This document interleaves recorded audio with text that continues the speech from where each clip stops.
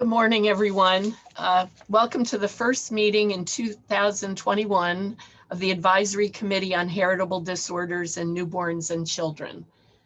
I'm Dr. Cynthia Powell, Committee Chair. Before we begin with committee business, I need to take roll. Starting with committee members, Kamala Mistry. Here. May Baker. Here.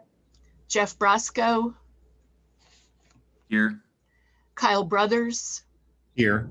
Jane DeLuca. Here. Carla Cuthbert. Here. Kelly Kelm. Here.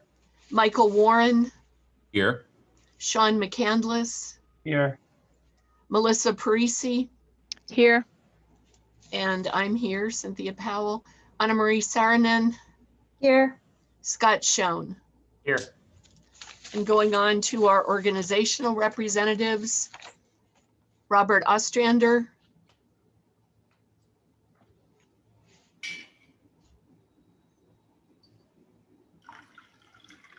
Deborah Friedenberg.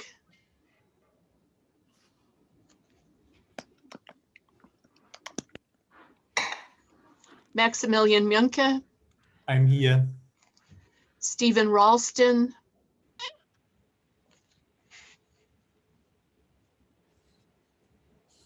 Jed Miller. Here. Susan Tanksley. Here. Chris Cuss. Here. Shakira Henderson. Good morning here. Jennifer Kwan.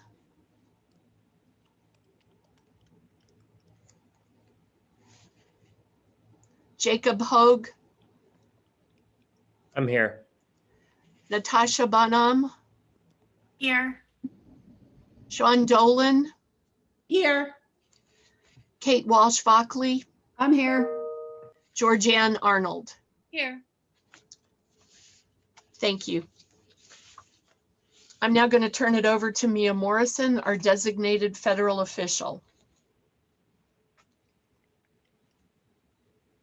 Thank you, Dr. Powell. LRG, can you advance the slides, please?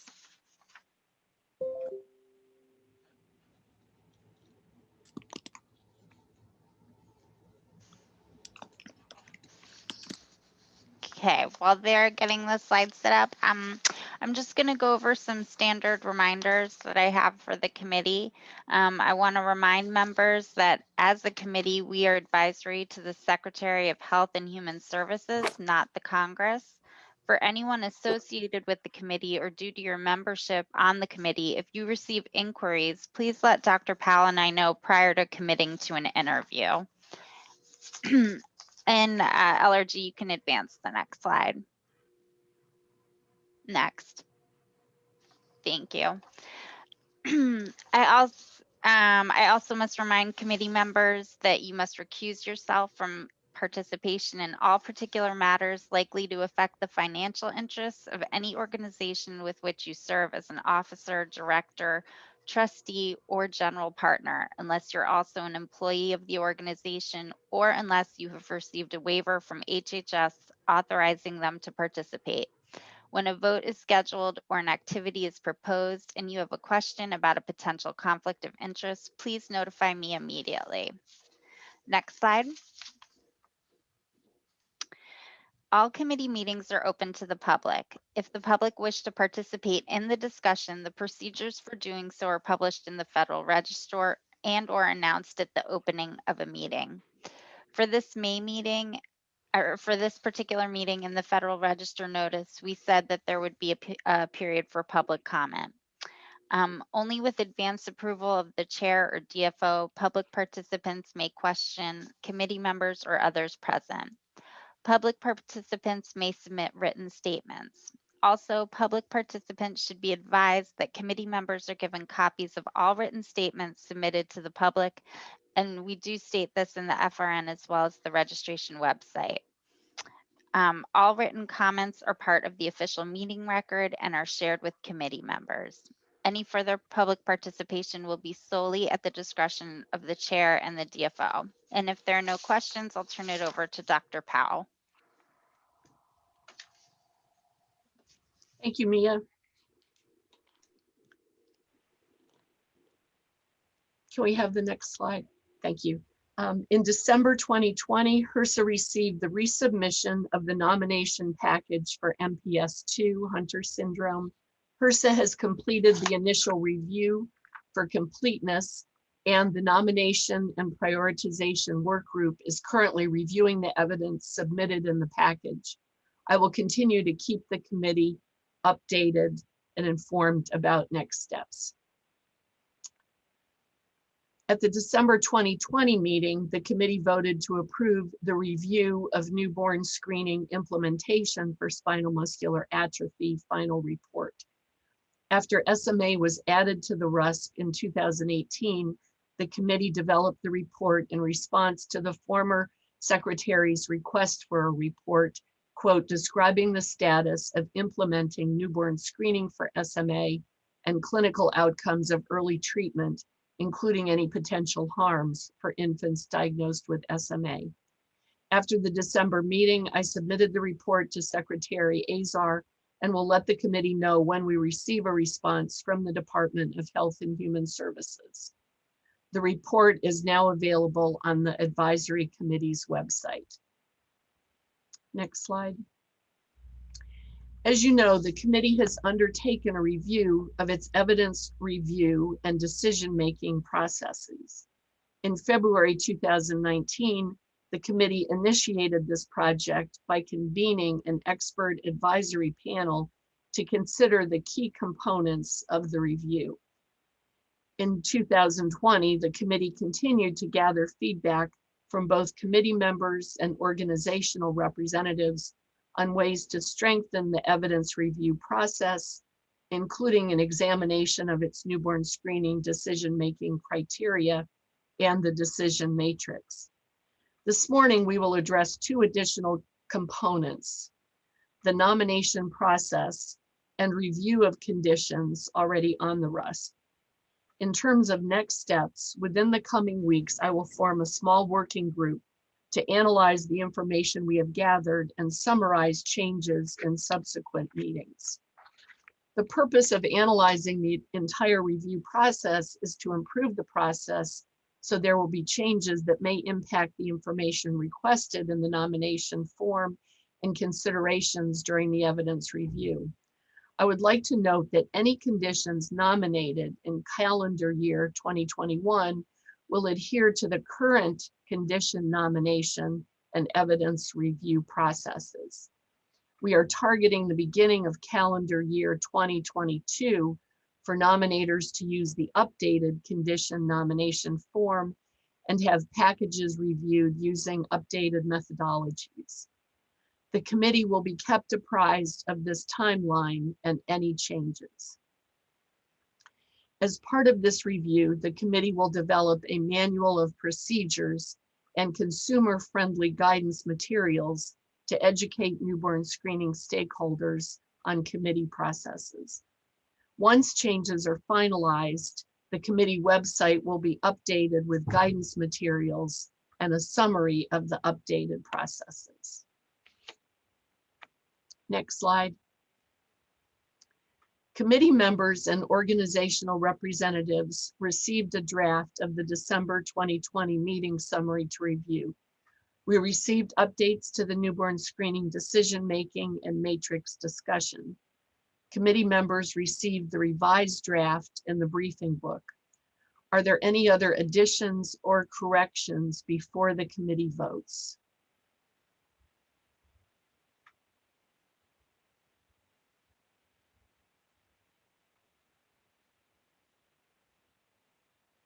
Hearing none, do I have a motion for approving the minutes? Scott Schoen, I move to approve the minutes. Is there a second? Frosco, I second. And all in favor of approval of the minutes, if you could raise your hand using the raise hand function, or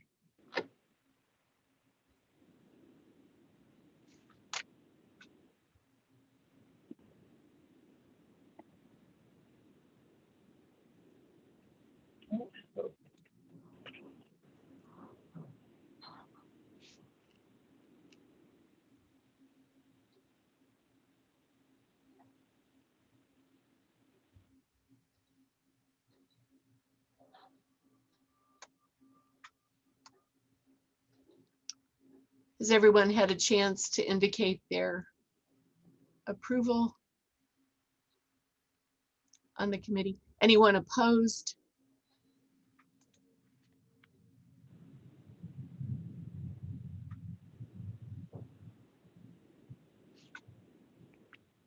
All right, the minutes from the December 2020 meeting are approved.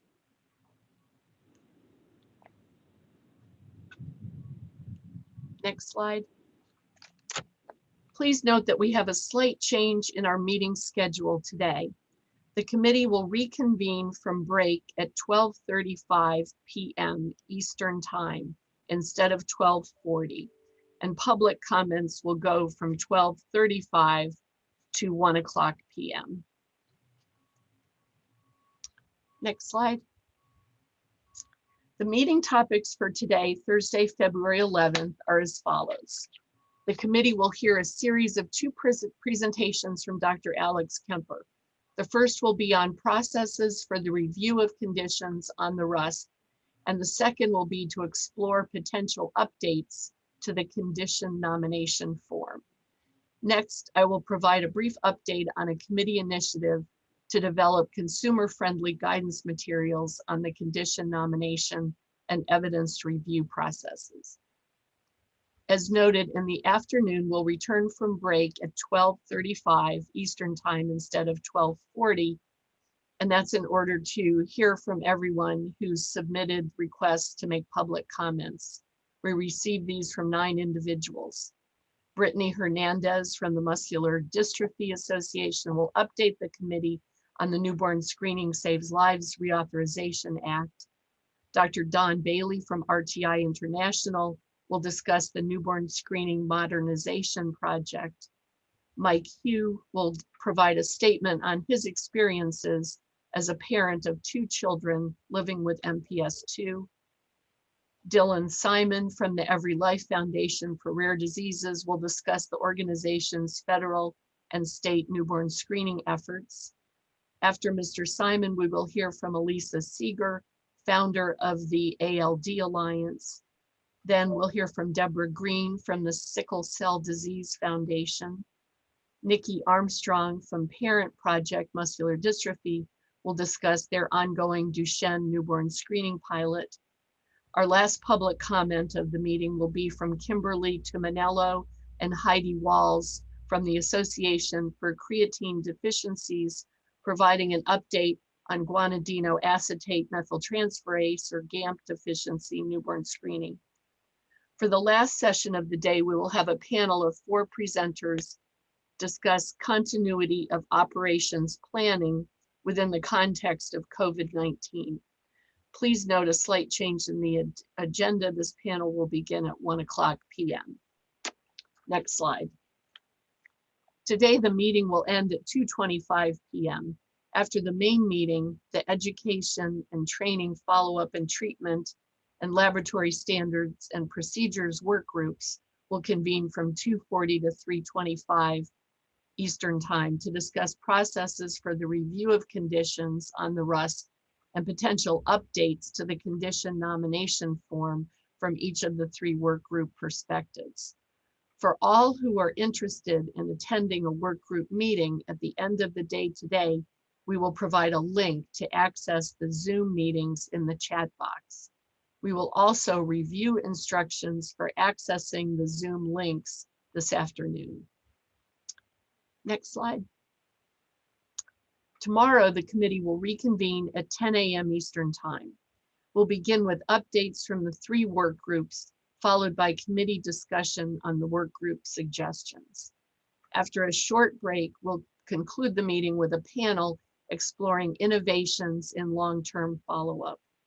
I will now turn it back over to Mia Morrison, who will provide guidance for participating on the webinar.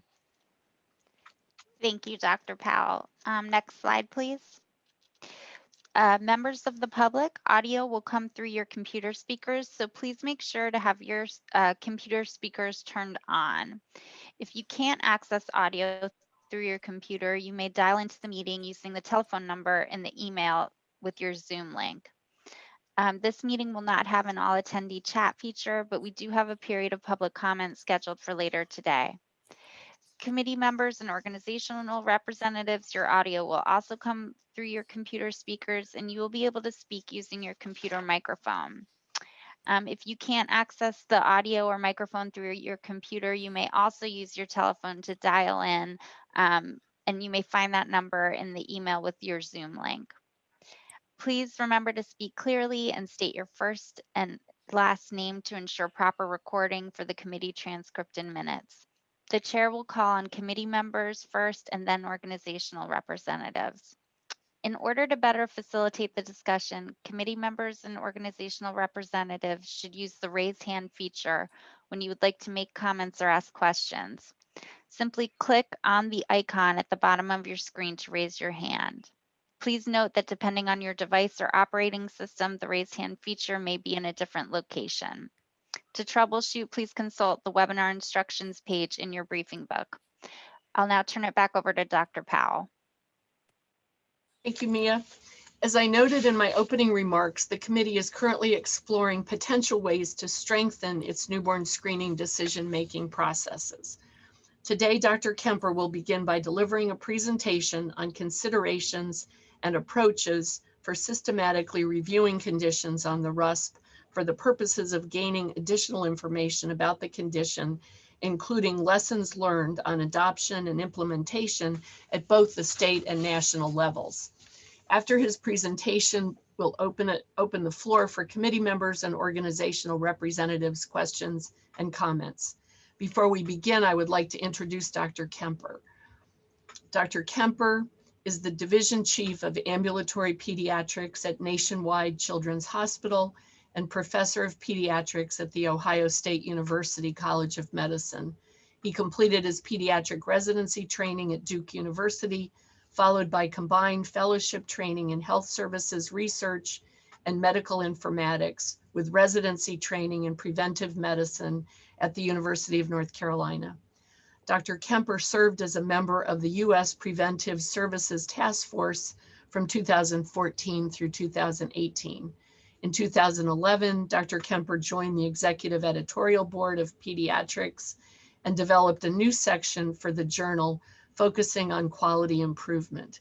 In 2013, he was appointed Deputy Editor of Pediatrics.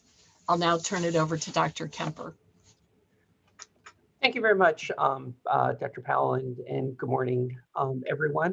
What I'd like to do in this presentation is just frame the issues around the opportunities that would present themselves for reviewing conditions that are on the RUSP, and it's my goal to leave plenty of time for questions and comments, at least as best as we can do via Zoom. Next slide, please. So as I go through the presentation, I want you to keep this picture in mind. So the way I think about reviewing conditions on the RUSP is that when we first review the conditions, there's a lot that we don't know. Things are blurry. There are things that are often uncertain, and this is caused, as you all know, by a combination of both the rarity of many of the conditions and the fact that issues related to screening and treatment are oftentimes relatively new. And the advisory committee does a remarkable job of making recommendations in the face of that uncertainty, looking at what's known about the condition and the potential benefits and harms from the whole newborn screening process. I really see the looking at conditions that have been added to the RUSP as adding clarity and really better understanding things, is illustrated on the right side of this picture. Next slide, please. I put this slide up just to remind you of where this presentation fits into the broader process that we've undergone in terms of looking at how we can strengthen the review process. And I'll just leave this up here for a couple of seconds, and I'm going to share this slide again later. But here we are now talking about issues of evaluating conditions that are on the RUSP. And later this morning, I'll be talking about the nomination process. Next slide, please. So again, here today, we're going to be talking about review conditions that have already been added to the RUSP, and this follows along behind a number of other conversations that we've had, including the values conversation, the decision-making process, and so on. Again, I just want to make sure that everybody understands the context of where this falls. Next slide, please. So the rationale for looking at conditions that have already been added to the RUSP is it allows us to look at updates in the evidence of screening and treatment for those conditions that are on the RUSP, both the primary and the secondary conditions. A reevaluation of these conditions would allow us to look at new treatments, things that have emerged since the condition was first added to the RUSP, to look at new clinical recommendations, and, including issues of clinical management, better understanding of the conditions during infancy. As members of the advisory committee knows, we oftentimes struggle with developing things like the case definition and determining what the primary goal of screening is versus the secondary goal. And over time, as more clinical experience is accrued, it allows you to really better understand exactly what the target of screening is. It would allow us to look at longer term follow-up. Certainly long-term follow-up, both delivery and understanding the outcomes are central to maximizing the benefits of newborn screening. And when we do the initial reviews, the periods of follow-up that are available are often quite short, on the order of a year or two. Looking at conditions that have already been added to the RUSP would allow us to better understand the impact that it's had on public health, clinical services, including the availability of clinical services, and really look at the impact of expanding newborn screening for the condition on the individuals and families. And then I list at the bottom this issue being able to look at unresolved issues during previous reviews. So there's not been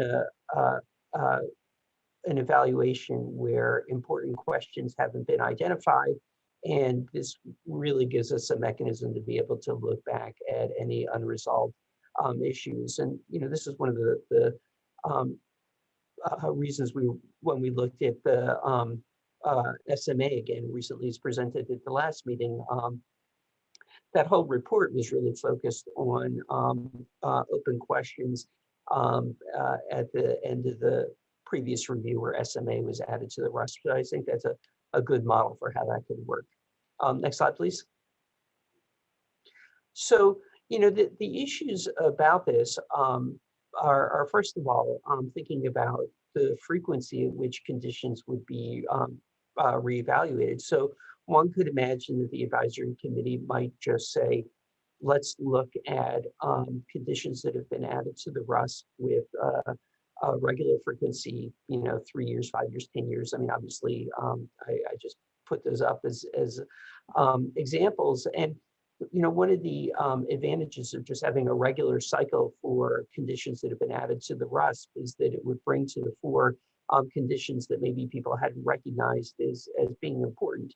Another approach would be just an ad hoc reevaluation of conditions based on changes related to the science or the implementation of screening, new treatments, and those kinds of things. But if there's going to be an ad hoc approach, there needs to be a formalized method to allow a condition to be nominated for re-review. Of course, the advisory committee might want a hybrid, so regular reviews unless something of particular note got brought back up. Now, I think the principles and the review criteria should be essentially the same for whether or not it's a new evaluation or a reevaluation, but obviously not all the key questions need to be looked at. So in partnership with the advisory committee, the specific key questions for the review could be focused. And one of the advantages of looking at something that's already been added to the RUSP is this ability to add increased emphasis on things like implementation or other open questions that were identified before. But the mechanism, the approach would be the same as with a new review, just really targeting the key questions and the things that are appropriate, and also the ability to look at long-term outcomes or linkage to clinical services, those kinds of things that we're just limited in our ability to do with the initial review. Next slide, please. So the other issue for the advisory committee is related to what the outcomes of this re-review would be. So there's an opportunity to clarify the recommendation, for example, the target of screening, or whether something should be considered a primary target or a secondary target. And that could be tied to advances in screening technology. But there could also be recommendations about things like short-term follow-up and long-term follow-up. It would also be an opportunity to inform issues related to newborn screening and care delivery. So, if there were, specific facilitators or to the screening and follow-up process, or if there were unexpected barriers, those kinds of lessons learned, could be helpful for the advisory committee in terms of making new recommendations. I list removal here. The removal is not the goal. Conditions that have been added to the RUSP have already gone through this fairly rigorous process.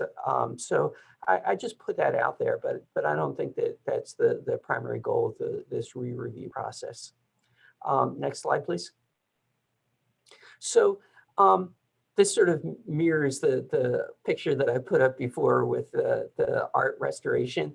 Again, when the advisory committee makes its recommendations initially, the lay of the land may be a little uncertain. There's oftentimes worry about potential harms or barriers to follow up. Those would be the dragons and the sea monsters, and the reevaluation really gives the opportunity to better understand the geography of newborn screening, and if there are unexpected issues or potential harms, things that could be done to navigate around those. I think I stretched out that analogy probably as far as I can go, but I hope that puts it into perspective. Next slide, please. So I'm going to stop in a second and just want to leave questions for the advisory committee. Again, as Dr. Powell mentioned, not everything needs to be resolved right now, but I hope that we're able to have some discussion around these points. So first of all, what information would be most important for you to learn about from a re-review? What kind of findings would be helpful in general?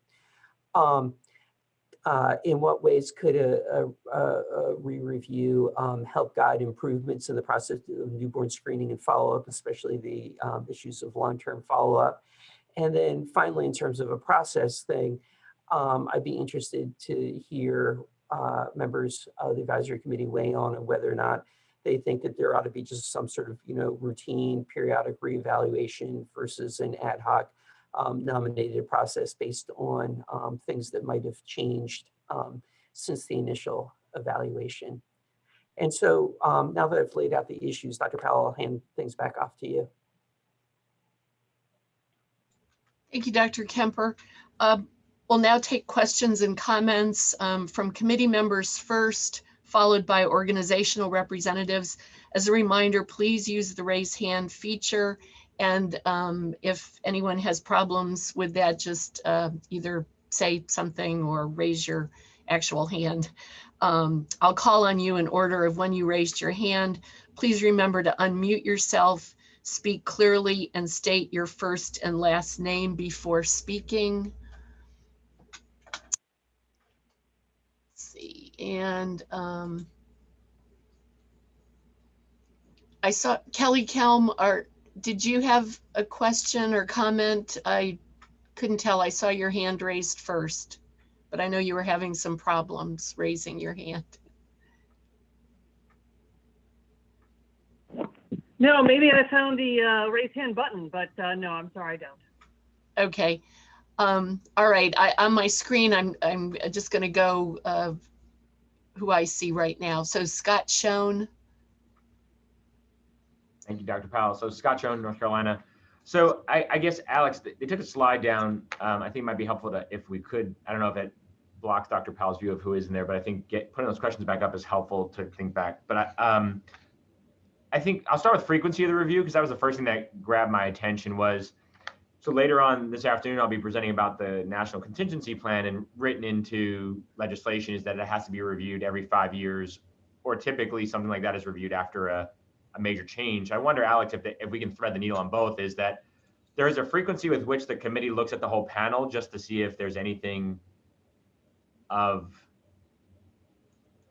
concern, interest, or change, but then also have built into that review some sort of assessment. I don't know what it is. As you said, we don't have to answer that today, but a new therapeutic, a new technology to screen for the disorder, or something else that we learn. So I think that the answer is somewhere in between both, if possible, because I don't want to have to wait for a time, but also it'd be good to not forget that we need to look at it.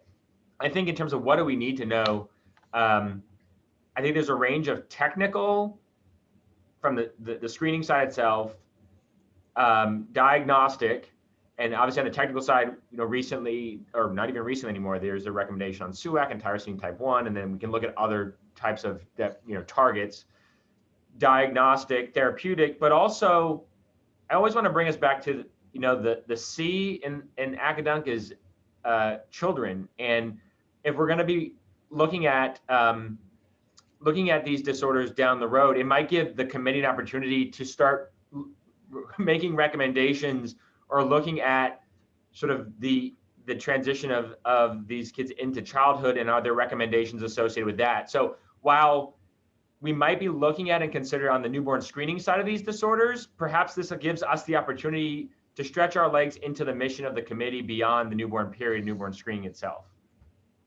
That's my comment. Thanks a lot. I'm going to just jump in there, Scott. I have the floor. I think these are the slides for the questions for the next presentation, not this presentation.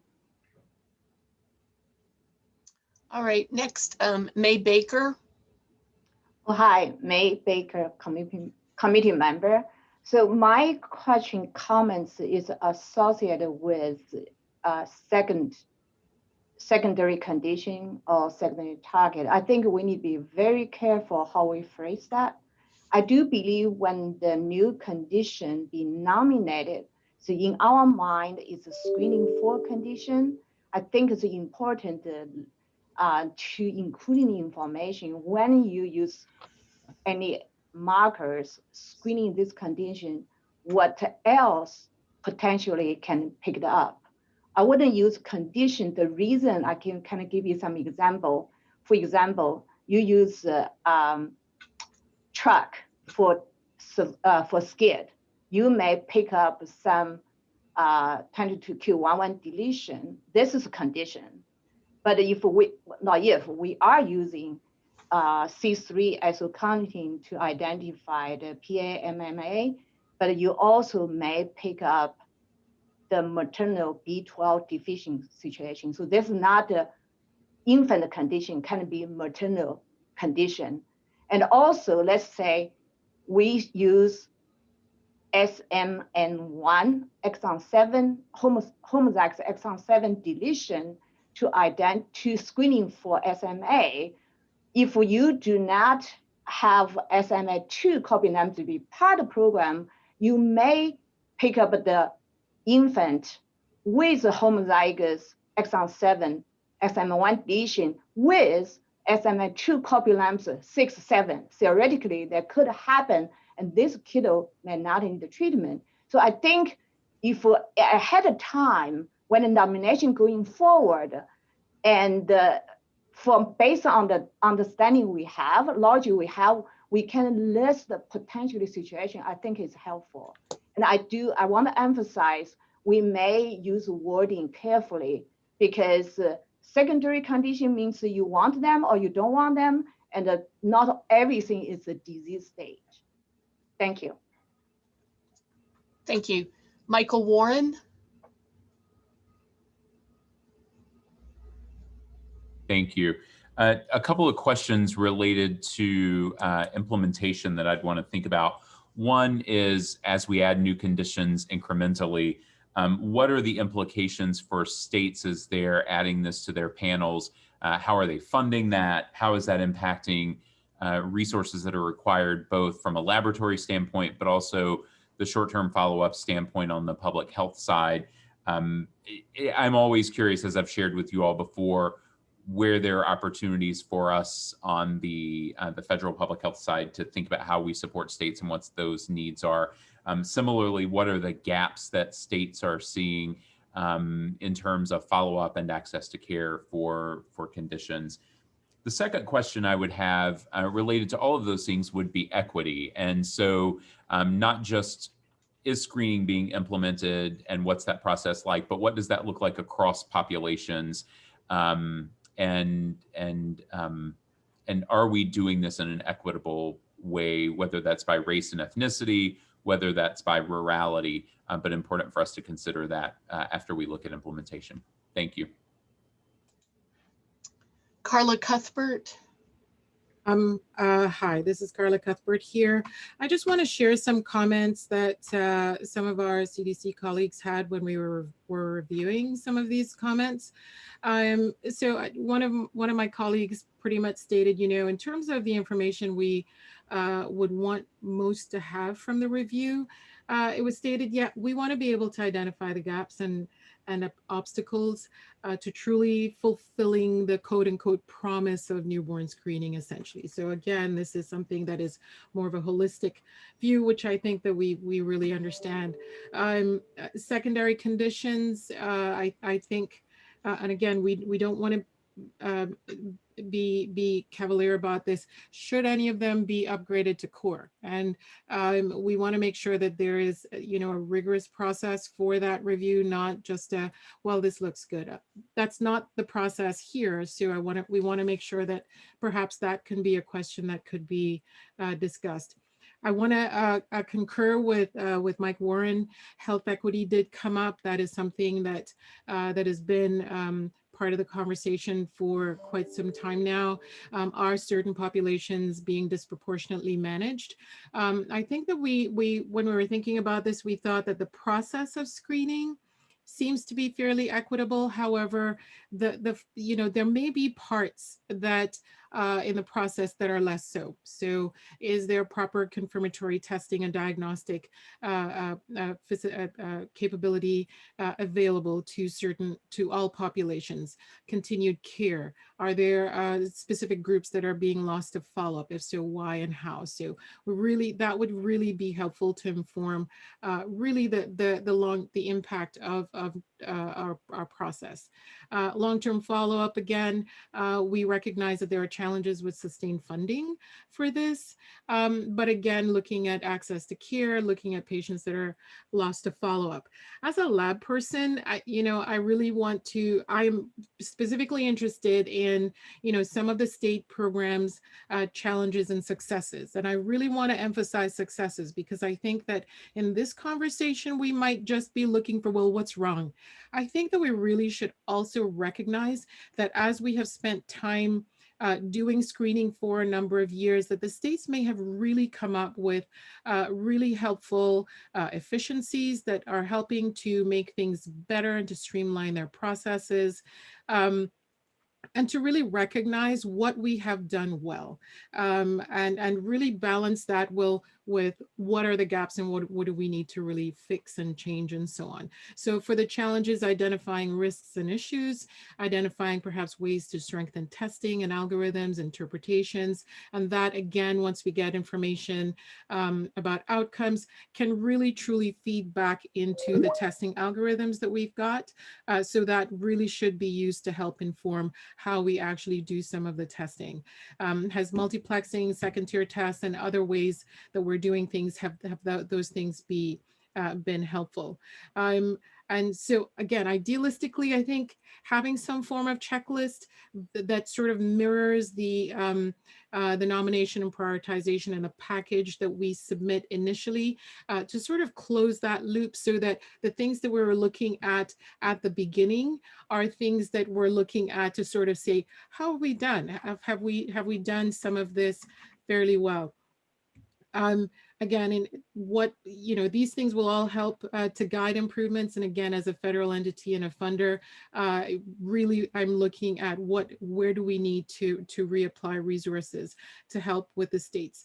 I want to concur with Scott. I really do think that some form of hybrid in terms of the review process would be helpful. I think that we need to be, whatever we do, we need to be very intentional about it so that we're not leaving out some condition that's not terribly exciting to us at that point in time. So we really do need to have some sort of regularity associated with the review. So again, every 3 years or 5 years, 3 years might be a little tough depending on what we're looking at, but maybe we can just work that into the data that we're going to be collected. I also do think that there might be opportunity to, I like Scott's idea of prioritizing things that might look urgent now that need to be addressed now. And so there might be an ad hoc element to this. But I also think that we may also be able to leverage any of the studies being done right at this point, at that point in time, to be able to bring to the table things that are relevant and that are concerning. I know that that was a lot, but I just wanted to be able to share some of our thoughts. Thank you. Thank you. Jeff Brosco? Yeah, Jeff Brosco, committee member. So just to remind everyone, this afternoon, the treatment and follow-up work group will be dealing with these kinds of questions. And then tomorrow, we also have the panel that talks about a lot of the same kind of overlapping things. And so particularly for Carla and some of the others who have a lot of detailed stuff, if you could send me, if you've written that out, that would be great because we want to make sure we cover that. And so mostly I'm trying to take notes. I think the big message I would like folks to hear right now, though, is there are all sorts of things that we would love to know. And the question is, what does the advisory committee, what's its role in following up on some of the conditions? And, for example, Carla mentioned how important it is to do some of the lab follow-up, and that's an important thing. Equity is clearly something that we're going to discuss this afternoon and tomorrow. Which of those things fall clearly in the advisory committee and which might be more a state function or a professional organization function or a research function or a treatment group function? And I would say that this is probably, the advisory committee should probably focus most on what we can learn about the process of the RUSP going forward. In the thicket of all the questions we'd like to answer, that's probably the one that's most relevant to us as a group. Thank you. Sean McCandless? Thank you, Cindy. I agree with many of the comments that have been made already, and I'll try to be brief, but I have quite a few notes. It seems to me that the purpose of the review should be to document that the goals of adding a particular condition to the newborn screening panel are being met, and that would involve collecting certain types of data on a national basis, collecting it from all of the states if possible. I think that the types of data that we would be specifically interested in would be looking for evidence of benefit of the newborn screening program, evidence of harms related to the newborn screening program, evidence of value of the newborn screening program, and that would include trying to have a good handle on sensitivity and specificity for the disorders, false alarm rates, cost, and other aspects that are related to the outcomes. We would be looking for new information that becomes available regarding natural history of the disease or the altered natural history after initiation of therapy, new therapies, unexpected consequences of therapies, and long-term outcomes. We would also want to, I think, have a mechanism for monitoring for sentinel events related to the process of newborn screening, things that we might not have been able to anticipate at the time that it came up, but one-off things that would point us towards taking a deeper dive at the time of this review.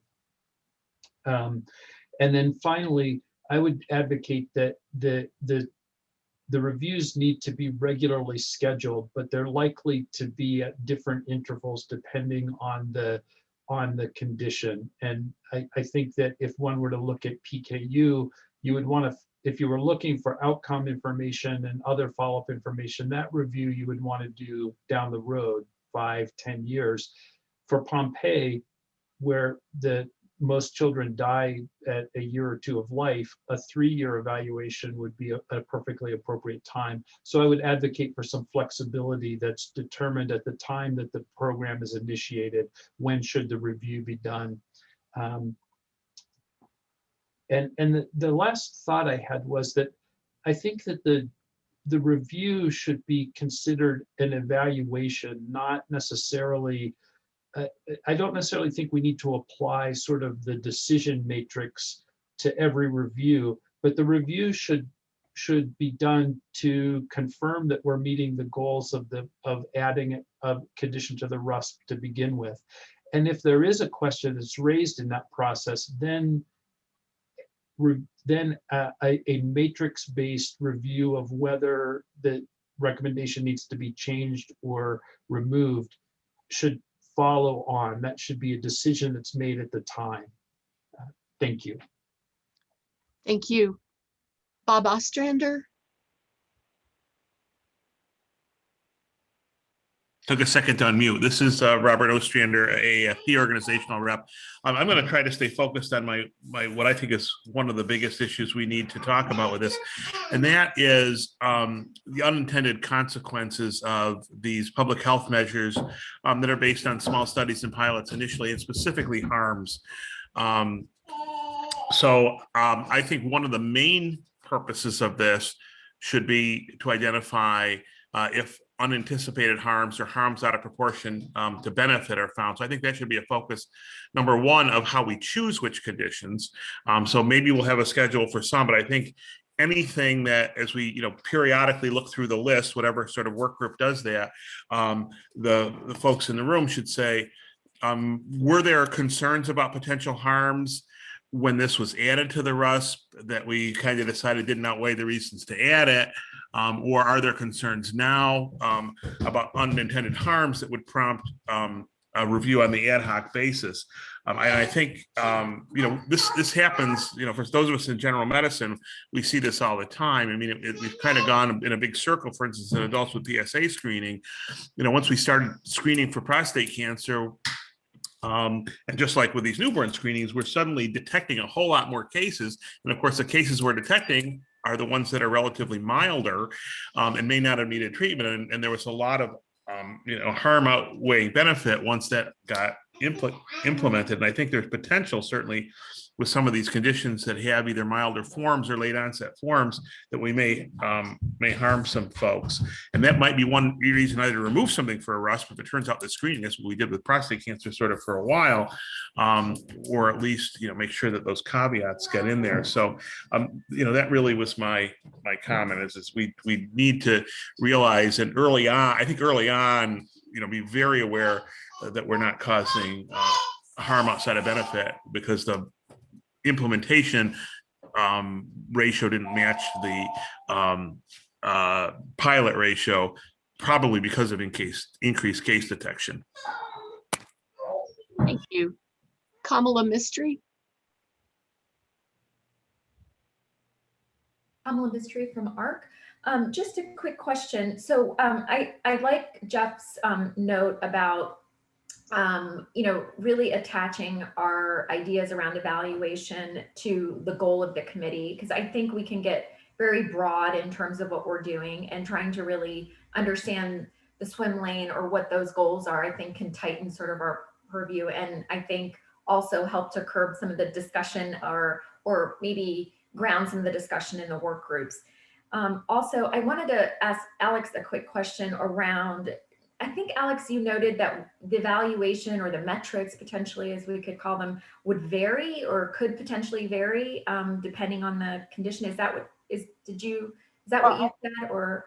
Yeah, I think what I meant was like the particular, like the range of questions that would need to be asked might vary. So, things that you might ask for PKU or the hemoglobinopathies might be different than Pompe disease, again, I'm just picking those conditions, sort of the old guard versus the new guard, or, if there were particular issues about the availability of services or, issues of disparities, those kinds of things. I could see where at the time the re-review began, the advisory committee might charge us to look at particular things or dig deep into, specific things. So instead of like a one size fit all sort of thing is what I was thinking of. Does that make sense? Yeah, I just think there might be, from an evaluation perspective, there might be some systematicness or core elements that we sort of focus on. And then I guess in addition, we could, just because I think that allows us to look at things broadly as a program as well in terms of our goals. Thanks. Yeah, thank you. Anyone else who hasn't had an opportunity to give their opinions or ask a question?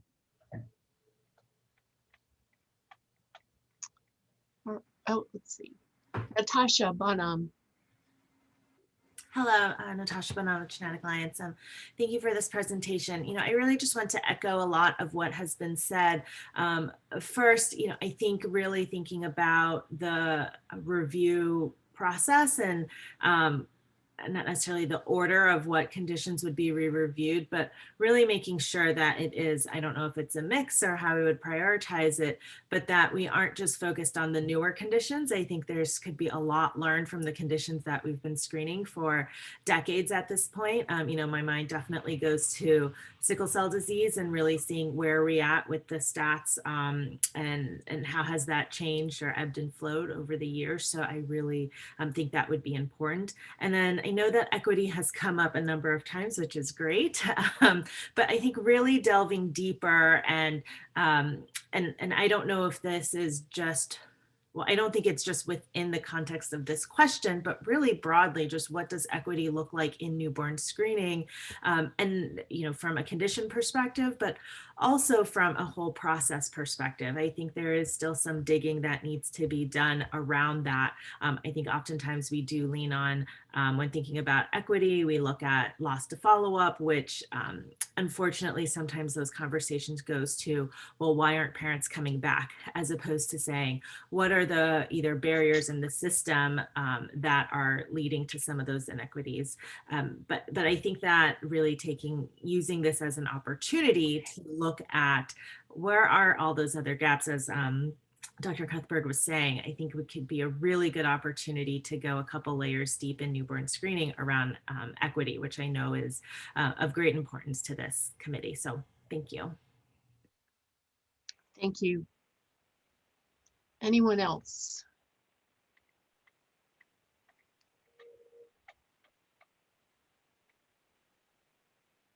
Okay, I don't see anyone else. Thank you all very much for your thoughts and feedback about this important. Cindy, there was someone, Deborah Friedenbeck had her hand up. Oh, I'm sorry, I didn't see Deb. Go ahead, Deborah Friedenberg. No, thanks. Yeah, I don't have a hand raised, so thank you.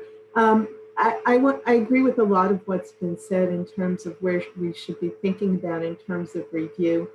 And I think what I really had wanted to bring up is that we have a lot of new advances on the quote legacy conditions, and that as we think about review, we should incorporate the new therapies and technologies to evaluate our efficacy in terms of newborn screening and the conditions, because on a lot of these conditions, when they were put on the RUSP, the newer therapies were not available. And I agree wholeheartedly with Natasha that we do need to look at equity in terms of systematic barriers that are out there, and that, not just loss to follow-up, but, what is it within the system that's preventing that full equity that we all would like to see. So just wanted to make a very brief comment, and sorry, I can't find a raise hand button anywhere in my system, so sorry about that. Thanks. Yeah, yep. If I don't know, everyone's screen is a little different, but on mine, if you just kind of hover your mouse along the lower part of your screen, you'll see it. Yeah, I've tried. If not, just shout out. So anyone else who can't raise their hand on the screen and wants to make a comment.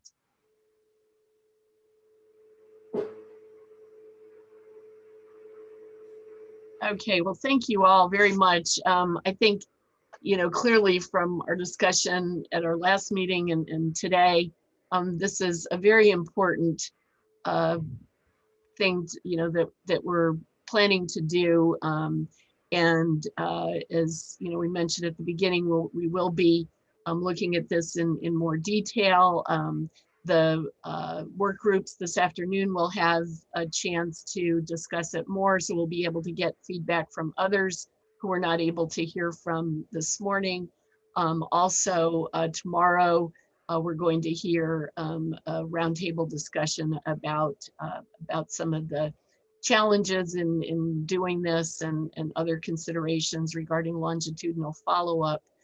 I think, certainly people have brought up important things regarding what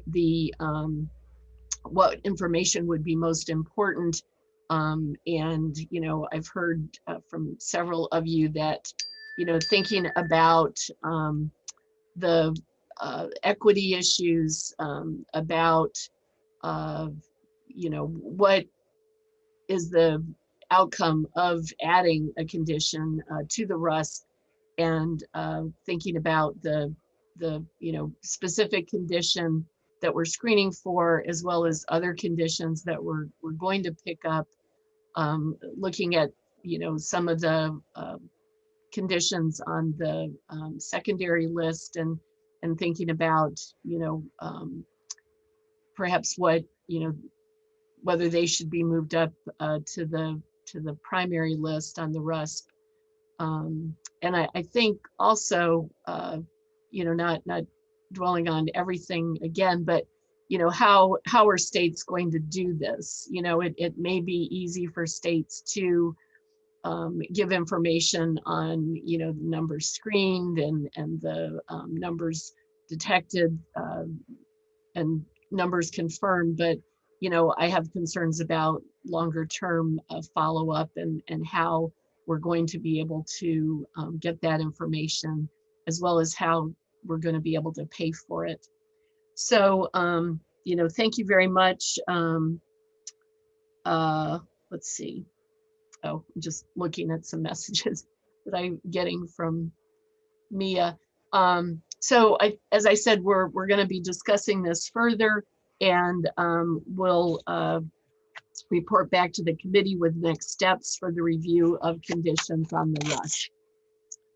All right, next, we're going to consider ways to strengthen the nomination process by exploring possible updates to the condition nomination form. Dr. Kemper will present on possible revisions to the nomination form, including suggestions that have been provided to the committee within the past few years. These suggested revisions were included in the briefing book. And I'll now turn it back over to Dr. Kemper. Thank you very much. So this presentation is just going to recap conversations we've had before around the nomination process. And I do have some questions to pose to you all at the end, questions which you might have accidentally seen a second ago. So I hope that didn't ruin the exciting mystery at the end. Next slide. So the objectives of this part were to inform the advisory committee about ways to strengthen the overall decision-making process and develop a future manual procedures. Again, that's our overarching work that we're doing right now. Next slide. And again, I just showed you this before. So improving the nomination process is where we are now. And again, this fits into the overarching work that we're doing around strengthening the review process. Next slide. Again, we did things before around the review process. Now we're talking about the nomination. Next slide.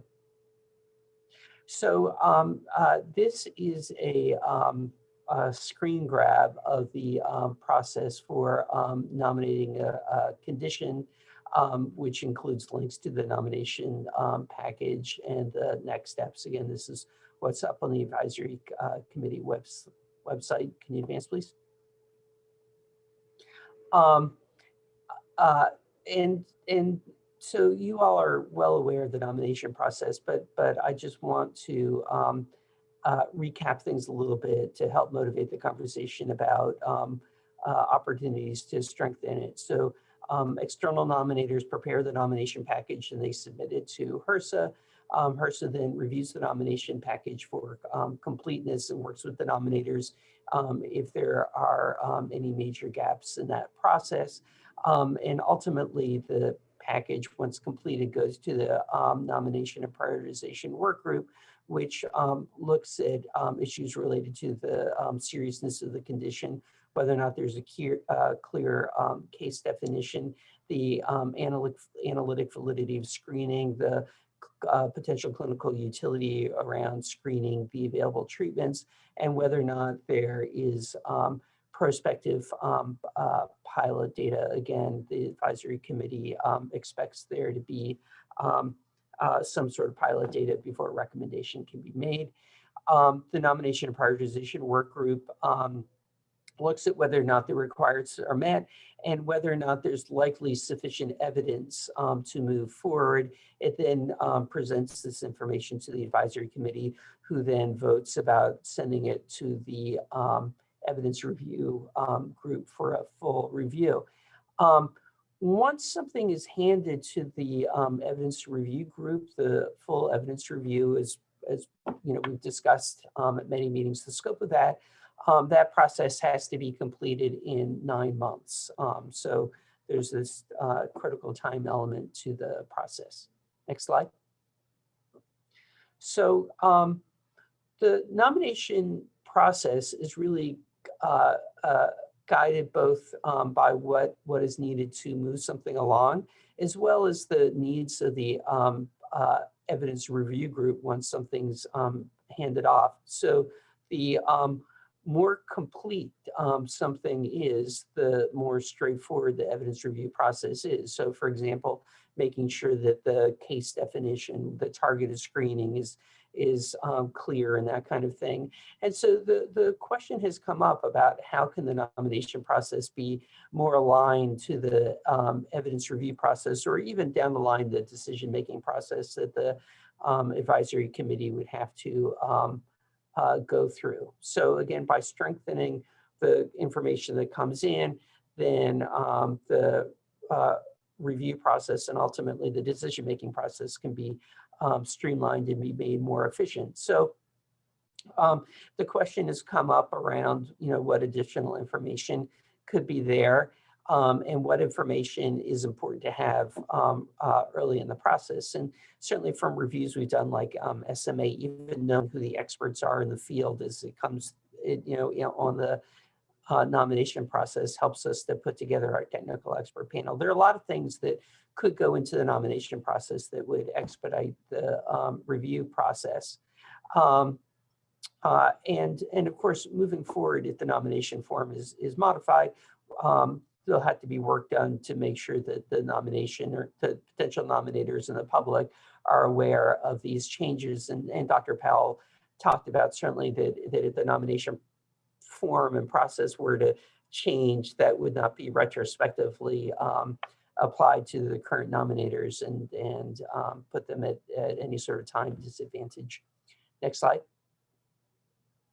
So this table shows how the current nomination form looks and then potential areas of expansion. So of course it has the nominators' contact information, but and this has been a good starting place for us in terms of identifying who the experts are, but expanding that would be helpful. The form provides information about the condition and the treatment, but the more granular that is, the easier that is in the evidence review process. You can see that the form asks about standard metrics regarding screening, but even more detail, if it's available, would be helpful, including pilot study contacts, algorithms, and so forth. The nomination form asks for key references from published articles, but providing even more information on available registries for the condition, or if there's important unpublished data would be helpful.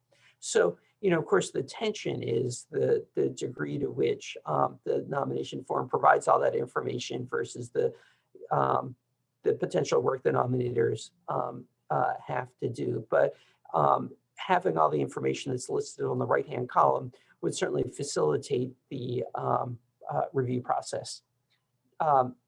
Next slide. So actually, could we go back to the previous slide for one thing? I neglected to say something. Even though the nomination form, could be expanded to include these features, I don't want anyone to think that the evidence review group would take shortcuts in terms of not doing all of our usual due diligence in terms of looking for unpublished data, assessing the quality and that kind of thing. So again, this is just providing additional information to help point us in directions, but it wouldn't change our usual process in terms of looking for everything that we could possibly find and also assessing the quality. So certainly the work that we would do would go beyond this. Next slide, please.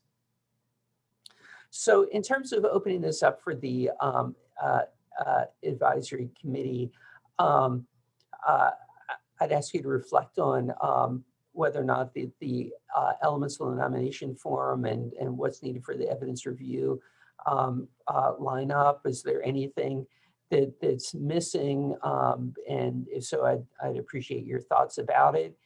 And then if the nomination form does change, what are the opportunities that are available to facilitate the nomination process? So we don't want to make the nomination process burdensome or really, more difficult to do than it is already. But we would like to capture this additional information if it's available. So making sure that we're able to be clear and communicate to our stakeholders and the public is obviously important. But I wonder if there are other opportunities that are out there that we're not thinking about that could facilitate the nomination process. So with that, Dr. Powell, I will hand it back to you to facilitate the discussion. Thank you. Thanks, Dr. Kemper. We'll now take questions and comments from committee members first, followed by organizational representatives. And once again, a reminder, please use the raise hand feature if you can. Excuse me, I'll call on you in order of when you raised your hand, although it's a little difficult from my screen to be able to tell who's first. Remember to unmute yourself, speak clearly, and state your first and last name before speaking. Okay, I'm just, May Baker. Oh, hi. I think I'm going to try to police my case one more time. I think the nomination form, if not done so, when we nominate condition for screening for, and we also, I would suggest asking information about if you use specific markers, what else you may also identify. Because I think certain things I personally feel like a bonus and doesn't do harm, but also we should have prepared. Certain conditions may have a harm, so we need to be aware. And when we evaluate a condition, take this into the consideration. And the additional example I want to give to you, for example, XLD, and you identify Zellweger syndrome. In my mind, that's not bad. It's good. And so it's why I try to avoid use the term to define the scenario. I think each scenario will have a different scenario, but I think we should phrase the way to ask this kind of situation. Thank you. Scott Schoen.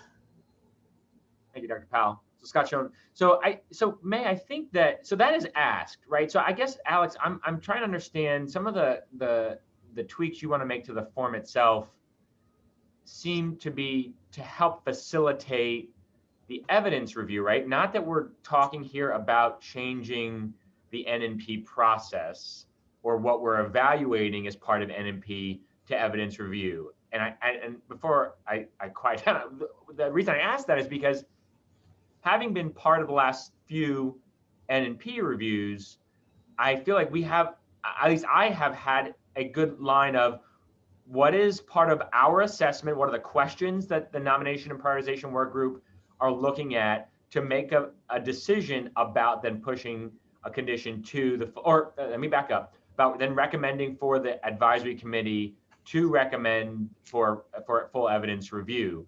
And so, but I have another question, but I just want to make sure I understood your presentation correctly, that that's part of the goal here. Yeah, and certainly I don't want to step on the outside of my purview, so I'll have Dr. Powell comment in a second. But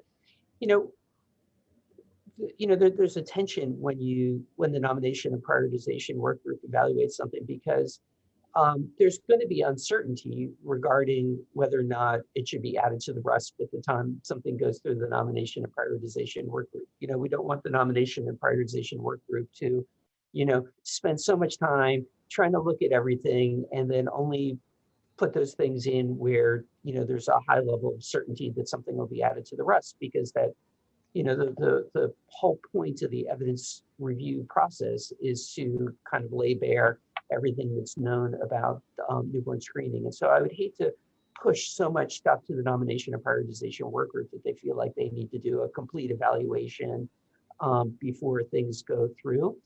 The lens that I was taking on it is both to provide additional information that may help you, in terms of, like your level of certainty before you push things through again, but without holding you up to that level that's 100%. But also just reflecting on the fact that we have 9 months to put together a high quality evidence review, and that the individuals who are nominating the condition are oftentimes, the national or the international experts in the condition. And so to the degree that they can provide us more information to make sure that we can really come to a good case definition, that we really know what's out there and what's not out there, would be really helpful. So I don't see this as like a wholesale, disrupting of what the nomination and prioritization work group does, which is already a difficult enough task. But before I ask you whether or not I answer your question, I'll have Dr. Powell weigh in just to make sure that I didn't cross any line that I'm not supposed to cross.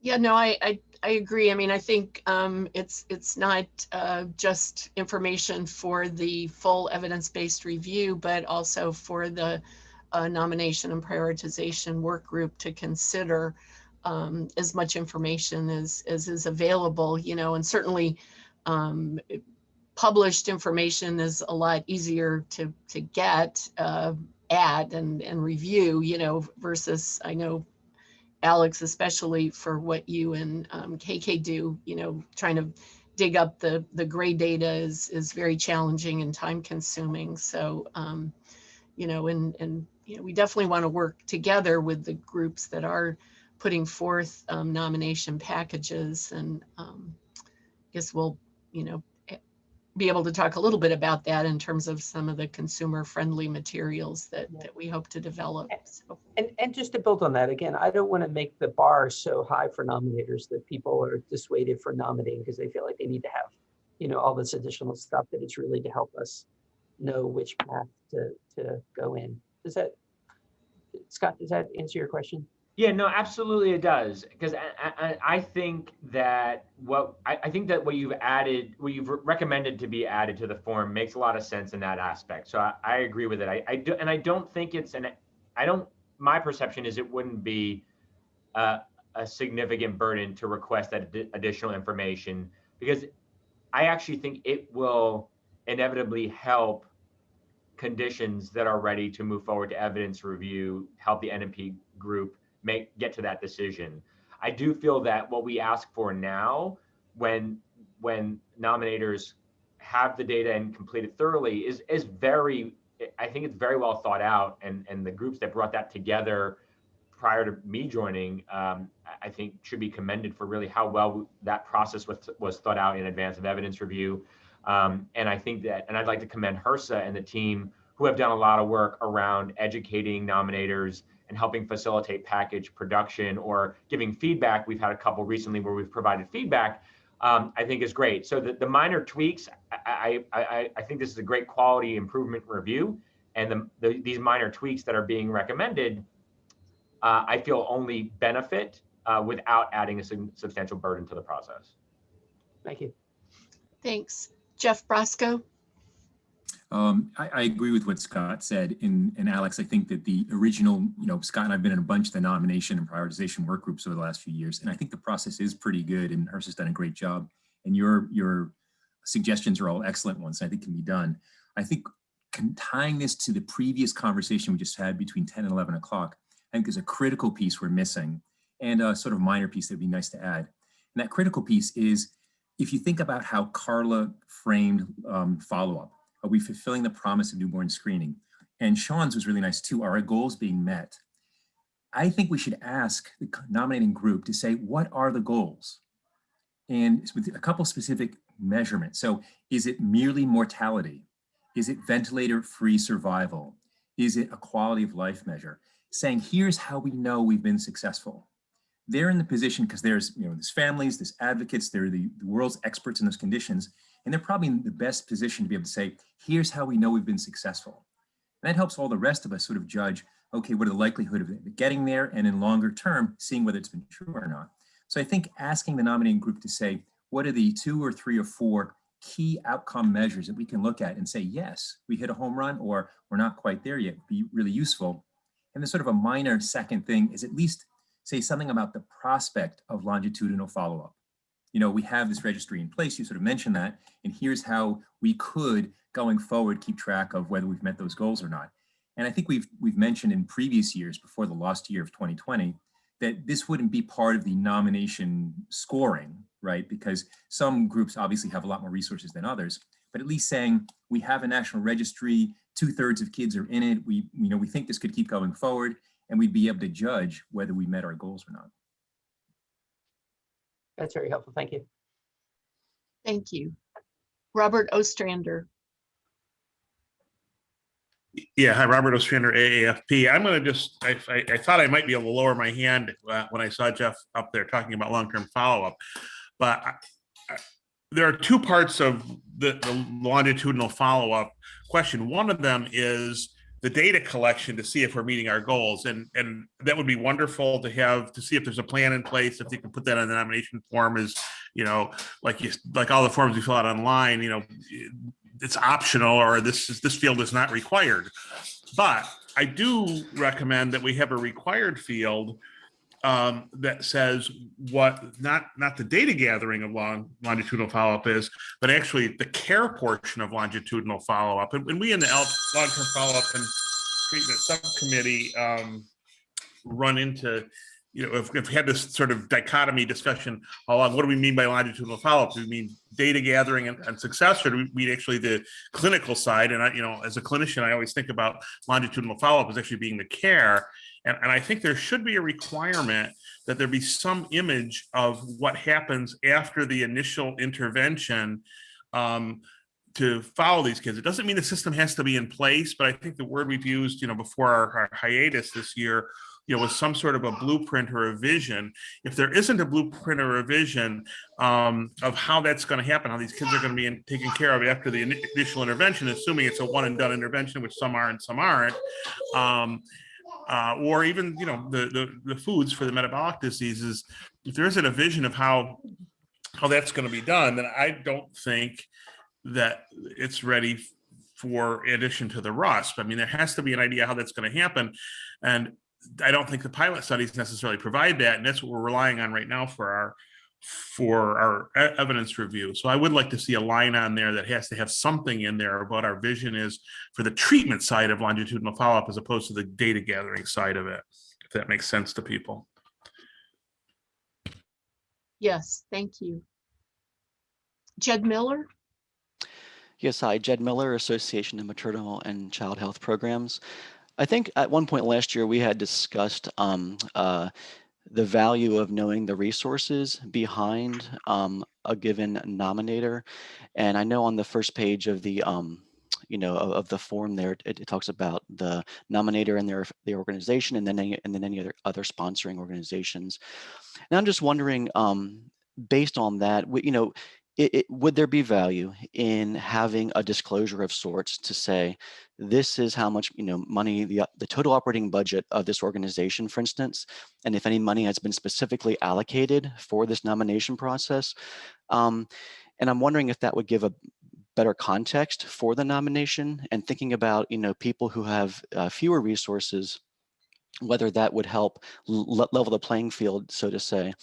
And I might go so far as to say one could argue that that top information could be redacted, right, from everybody else, so that it's purely on the merits of what the rest of the package is and everything. I presume that you could infer who perhaps nominated something, but I'm just thinking about that that context and seeing it seems like there's a lot of value in knowing what's behind a given nomination. Thank you. Thank you. Melissa Parisi. Hi, this is Melissa Parisi from NICHD-NIH.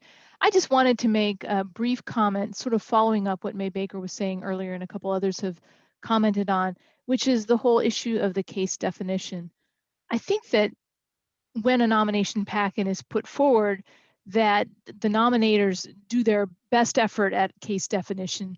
And I think that that's a very reasonable starting point, but I wonder if it's worth asking, is there the potential for the case definition to be expanded? And by that, I mean, as we know from some of the examples given, such as XALD, also picking up Zellweger syndrome, and we know that X-linked SCID ended up being, a much broader case definition. In some situations, actually, the case definition gets more refined through the whole process of actually reviewing the evidence and then having experience with the condition, as in the case of SMA. So I'm just thinking that if there's some way to capture, in maybe a speculative manner from the nominator, ways in which they think there may need to be some modifications to the case definition based on the experience that accumulates, that might be a helpful consideration as well. Because I think that, we do our best when we're trying to anticipate a given condition's screening needs, but then there's really nothing like the benefit of having more experience to help us understand a little bit better what exactly is being picked up on. Mm-hmm. Thank you. Natasha Bonham. Great, thank you, Natasha Bonham. 2 points that I think actually maybe they're one. And my focus is on this last question in terms of opportunities to facilitate the process. And I think taking this on is really great, and having this conversation is really important, but also want to note not everything can be embedded in a form. And a lot comes from, no matter how hard you try, a lot comes from conversations with other people, and being able to go through and see how the nominations have happened in the past. And so I just want to be able to throw that out there. Probably, gosh, it may be almost close to 8 or so years ago, Genetic Alliance was tasked as through some other funding to be a technical assistance around the nomination process, where people would just call in and say, and I triaged a lot of those calls, and a lot of times it was like, am I on the right path? What, I saw this group do this, I saw that group do that. And again, I say that just to say there's some things that can't be necessarily captured in a form. And also I wanted to comment on, I really liked Jed Miller's idea in terms of other information that we could capture. And again, wanting to say that maybe there are things that we don't need to capture right at the beginning, that, these groups don't just magically disappear once they go through the nomination process. There may be some types of data that we want to capture on the back end that will then help inform the next group that goes around. So not thinking of it just in terms of that one nomination process, that one nomination of that condition, but as a whole entire system, and what can we learn and kind of iterate as we go condition by condition. So those were the main pieces that I just wanted to share. It doesn't have to be everything in this, even though it's really clear a lot of work and thought has gone into it. Thank you. Anyone else who hasn't had an opportunity? All right, Anna Marie is seconding what Natasha just said. So anyone who's having an issue with the raise hand feature who hasn't been able to comment?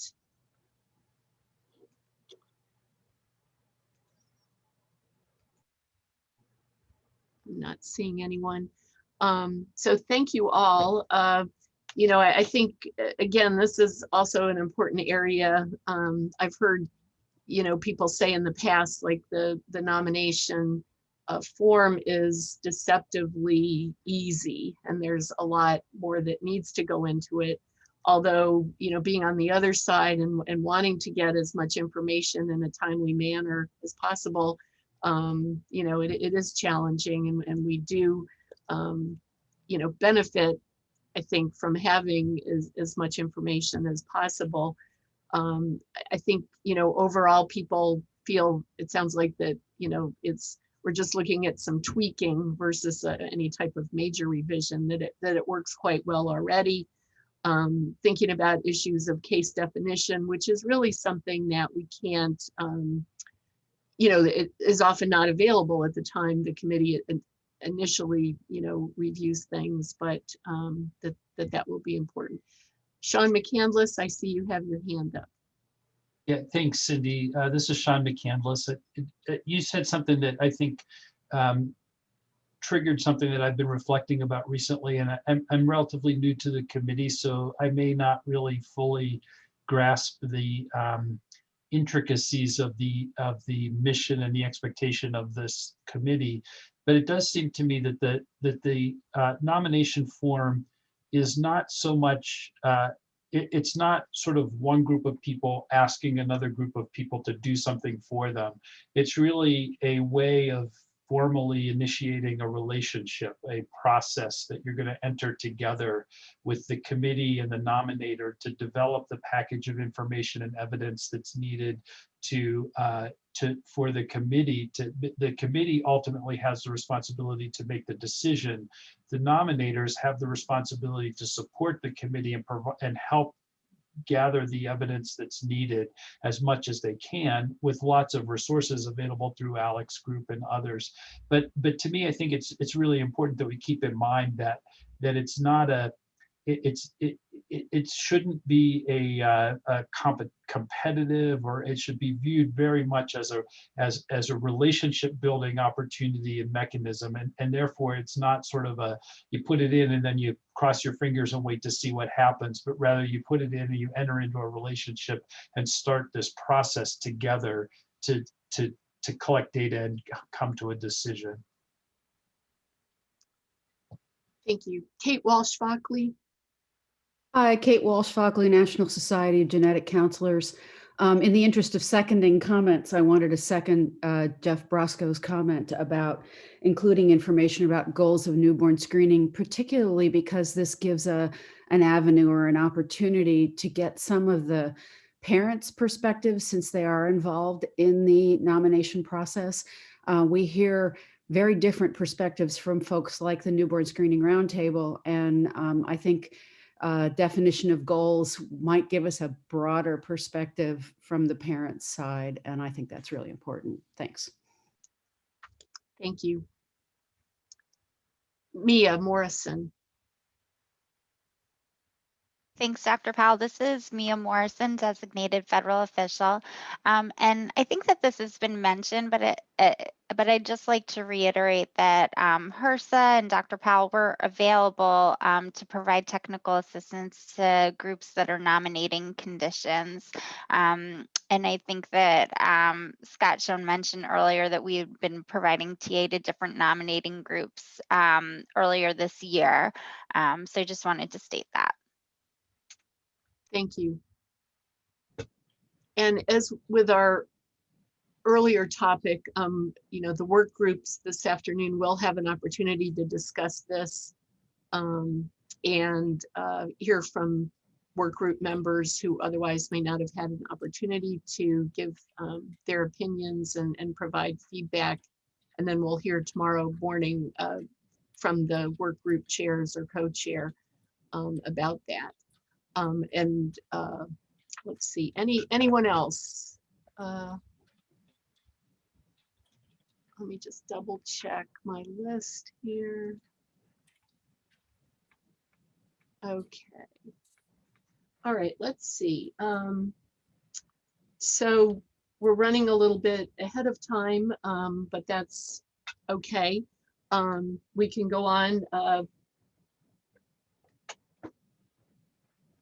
was just going to give a brief presentation about some of the consumer-friendly materials that we're hoping to develop. And if I can see those slides. Thank you. All right, so as a part of this effort, working with the group from HRSA and others, hearing all of your feedback, we plan to develop educational resources directed to newborn screening stakeholders on the nomination and evidence review processes. You know, we understand that the nomination form is complex, and as Mia just said, you know, getting feedback ahead of time, you know, we think is very helpful and certainly, you know, possible. I think what happens more often is that, you know, the nomination package is submitted and then, you know, HRSA goes over it very carefully and lets people know what information is missing. And sometimes, you know, that's a quick fix. Sometimes it may take longer. So we will be incorporating changes from review of the evidence review process, and hope to have some frequently asked questions, a list available on the website, and we welcome you know, additional feedback from other stakeholders regarding what, you know, might be most helpful in this.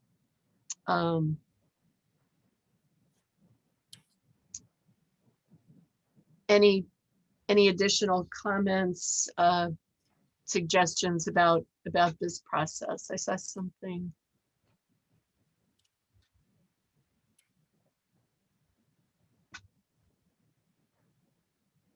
Okay. Let me just check. Let's see, Natasha, did you have a comment about this or something? I see your hand up, but it might be from before. Yeah, I didn't know if you wanted comments on this piece in terms of consumer-friendly materials yet, or if you were still going in, had more slides. So sorry. No, I don't think we have any more slides. So go ahead. You know, obviously this is a topic I'm passionate about. I raised two hands as I could, but of course I'm really excited to see that this effort is underway, though I know it's been something that's been discussed for quite some time. So I think this will be really great and really value add. I don't know who the right person would be to share this, but you know, I believe it was 2016 or 17, Alex, KK, and I had a number of different draft materials really focused on, you know, how do we explain the nomination process, had some text and some diagrams, you know, happy to share that. Just let me know who to forward those materials to. But I'm just wanting to say that we're, you know, excited to be able to see this part happen, because it's really important to make sure that the consumers and people who are actually going through this process have these types of resources. So thank you for this effort. Thank you.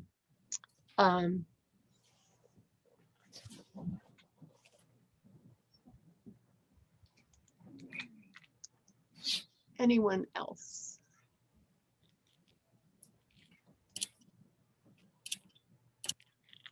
Okay. Let's see. Let me just check with Mia. We're running a little ahead, but probably nobody would be too disappointed to have a longer break. Is that what we want to do, Mia? Yeah, I think we can just give everyone a longer break, and we'll still plan on reconvening at 12:35 for public comment. Sounds good. Thank you.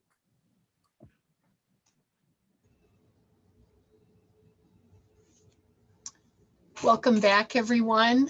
I'm going to take attendance again, so I'll call the roll.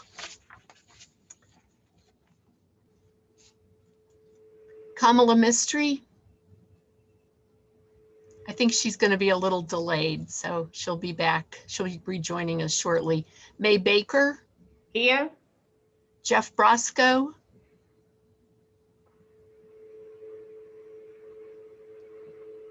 Kyle Brothers. Here. Jane DeLuca. Here. Carla Cuthbert.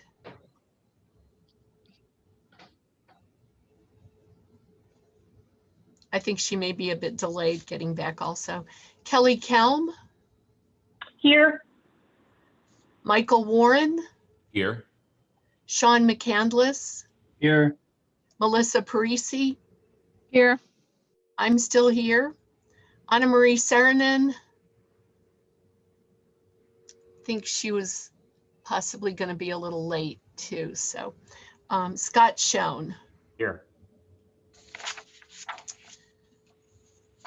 Robert Ostrander. Here. Deborah Friedenberg. Here.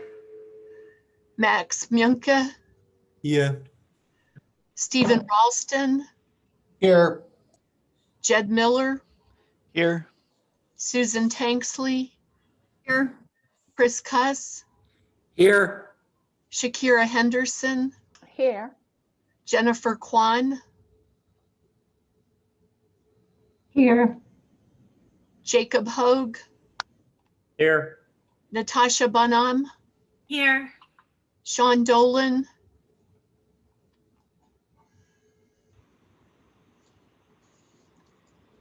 Kate Walsh-Fockley. Here. Georgianne Arnold. Here. Okay, anybody who's joined in the last minute or so who didn't get a chance to answer before? Okay, thank you. So now we're going to go on to public comments. In accordance with the Federal Advisory Committee regulations, members of the public had the opportunity to register to provide written and oral public comments. The committee received one written public comment on newborn screening for WHIM, W-H-I-M, syndrome and immunodeficiency condition. We received 8 requests to provide oral public comment. Please note that 3 of the individuals who will speak also submitted a written summary of their remarks, which were distributed to the committee. First, we will hear from Brittany Hernandez, and I'll give you the order of speakers.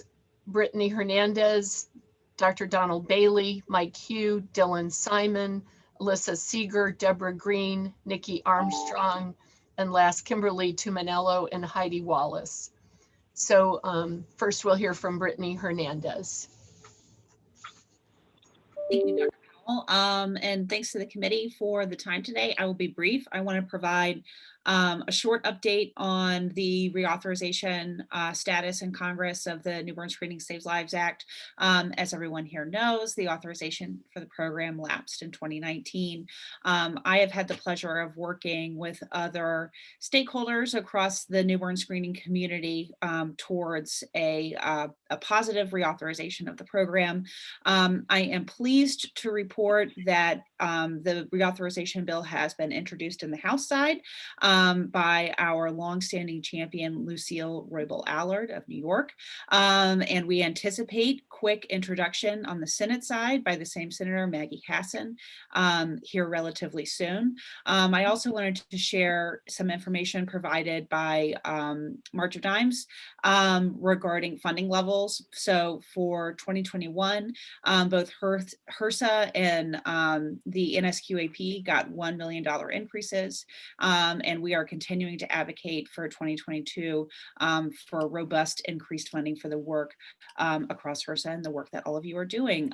If there are any questions from the committee members or anyone else on the call about the status of the Newborn Screening Saves Lives Reauthorization Act, I would be happy to take them, and I am easy to find at the Muscular Dystrophy Association. So thank you very much. Thank you very much for the update. Next, we'll hear from Dr. Don Bailey.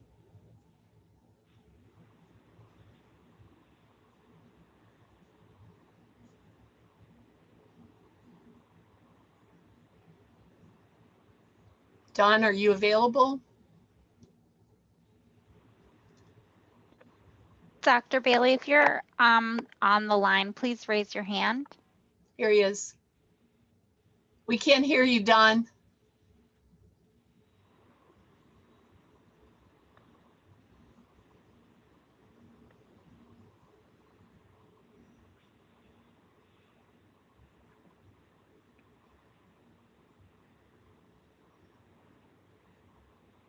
LRG, is it possible to unmute Dr. Bailey? Yeah, unfortunately, it's not on our end. We're looking okay over here. Okay, thank you, Vincent.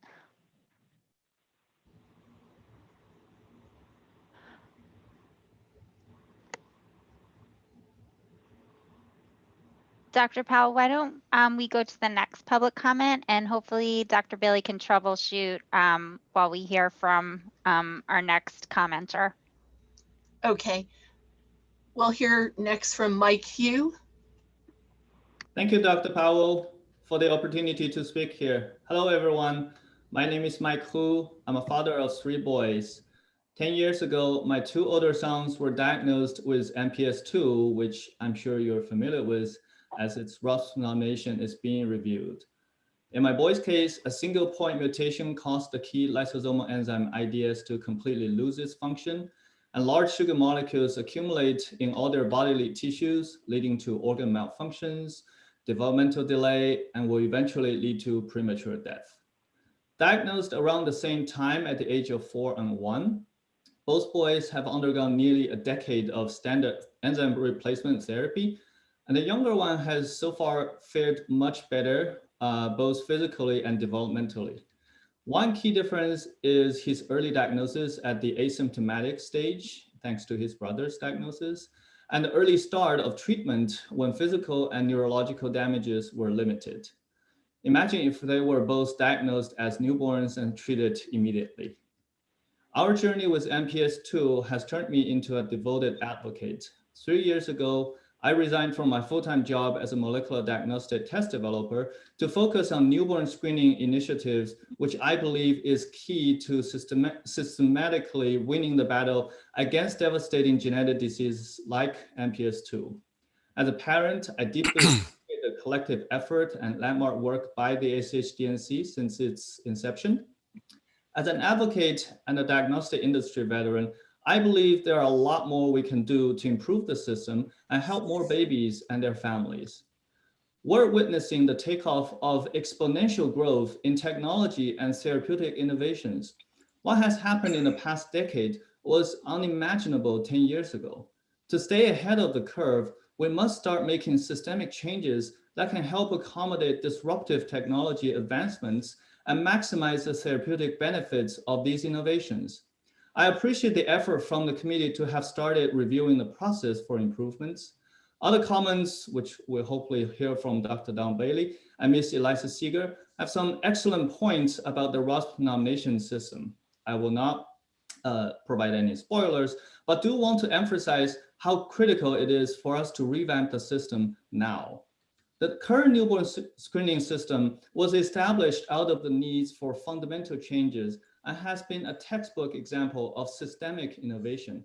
It is up to all of us to keep up the spirit, embrace the new challenges, and enact changes to make possible a brighter future when all affected babies will get timely diagnosis and treatments and live better lives. Thank you. Thank you very much. I think we're able to hear Don Bailey now. Don, can you go ahead? Yes, can you hear me now? Yes. Great. Good afternoon. Sorry about that. Thank you for the opportunity to speak today. I think I know most of you. I'm Don Bailey, Distinguished Fellow at RTI International and a former member of this committee for 6 years. Today, I'm pleased to represent a consortium of rare disease leaders that are collaborating to identify ways that newborn screening can prepare for a likely rapid expansion of transformative treatments, including cell and gene therapies in the coming decade. So in September of 2020, the consortium, which includes the Every Life Foundation for Rare Diseases and leading rare disease companies, announced an independent effort to evaluate the capacity of newborn screening in the United States to provide timely diagnosis of all newborns who may benefit from new treatments, if and when such treatments are approved for use in the United States. My team and I at RTI, one of the world's leading nonprofit research institutes, will complete the first phase of the project. It's a study of the strengths and limitations of the current system. The study team has convened 5 panels with an outstanding group of key stakeholders across the newborn screening spectrum to assess the readiness of the system to keep pace with medical innovation and to identify potential solutions that meet the needs of people with rare disease. So the study, we're moving very quickly. The study will be completed by May of this year when preliminary findings will be available and published. The consortium is very pleased, as you can imagine, that the committee continues to consider recommendations for strengthening your processes and the system at large. And we sure hope that the findings of our modernization assessment will inform and support your efforts. And if the committee wishes, I would be pleased to present a full report of findings and recommendations at a future committee meeting. So thanks very much for allowing me to speak today. Thank you. Next, we'll hear from Dylan Simon. Thank you, Dr. Powell. I'd like to thank the committee for providing me the opportunity to address it today. Again, my name is Dylan Simon, and I'm the Newborn Screening Policy Manager at the Every Life Foundation. The Every Life Foundation for Rare Diseases is a nonprofit, nonpartisan organization dedicated to empowering the rare disease patient community to advocate for impactful science-driven legislation and policy that advances the equitable development of and access to life-saving diagnoses, treatments, and cures. Today, I want to update on our recent newborn screening initiatives. At the federal level, as Brittany discussed, we've been part of leading the Rare Disease Community Coalition efforts dedicated to the passage of the Newborn Screening Saves Lives Reauthorization Act. We are excited that the House reintroduced legislation on January 25th, beginning the vital process of working to ensure that this important piece of legislation is finally signed into law. Later this month, we are helping to convene nearly 800 rare disease community advocates through our Rare Across America event, during which time they'll have the opportunity to educate their representatives on the importance of newborn screening and seek their support for the legislation. We will continue to work with the rare disease community to ensure that the impact of the passage of this legislation will have on patient communities as well as understood by policymakers. We also remain focused on shortening the timeline between when a condition has been added to the RUSP and when it's screened for at the state level. As those present are aware, patient advocacy organizations work for decades with community leaders to develop the evidence necessary to ensure that RUSP nomination packages are ready for review by this committee. Once conditions have met the evidentiary requirements of RUSP petition, those same organizations and patient communities then face an additional hurdle of state implementation, a process that requires significant resources and many more years that newborns go undetected and lack access to potentially life-saving therapies and innovations.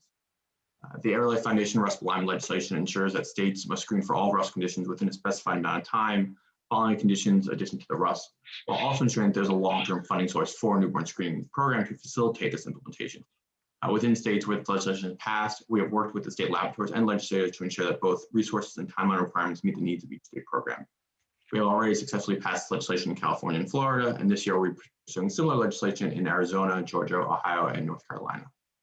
Lastly, in December, we convened a panel to examine the impact of COVID-19 on newborn screening programs as part of our 2020 scientific workshop.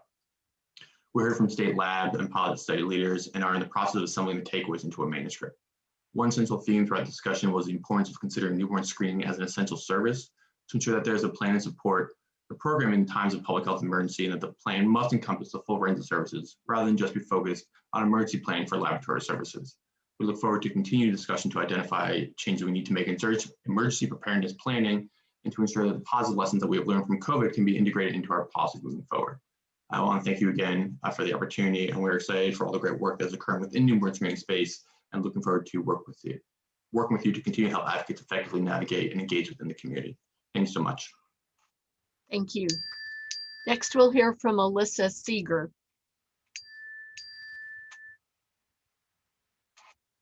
Is Alyssa available, Ms. Seeger? I think not. We'll go on to Deborah Green, if she's available.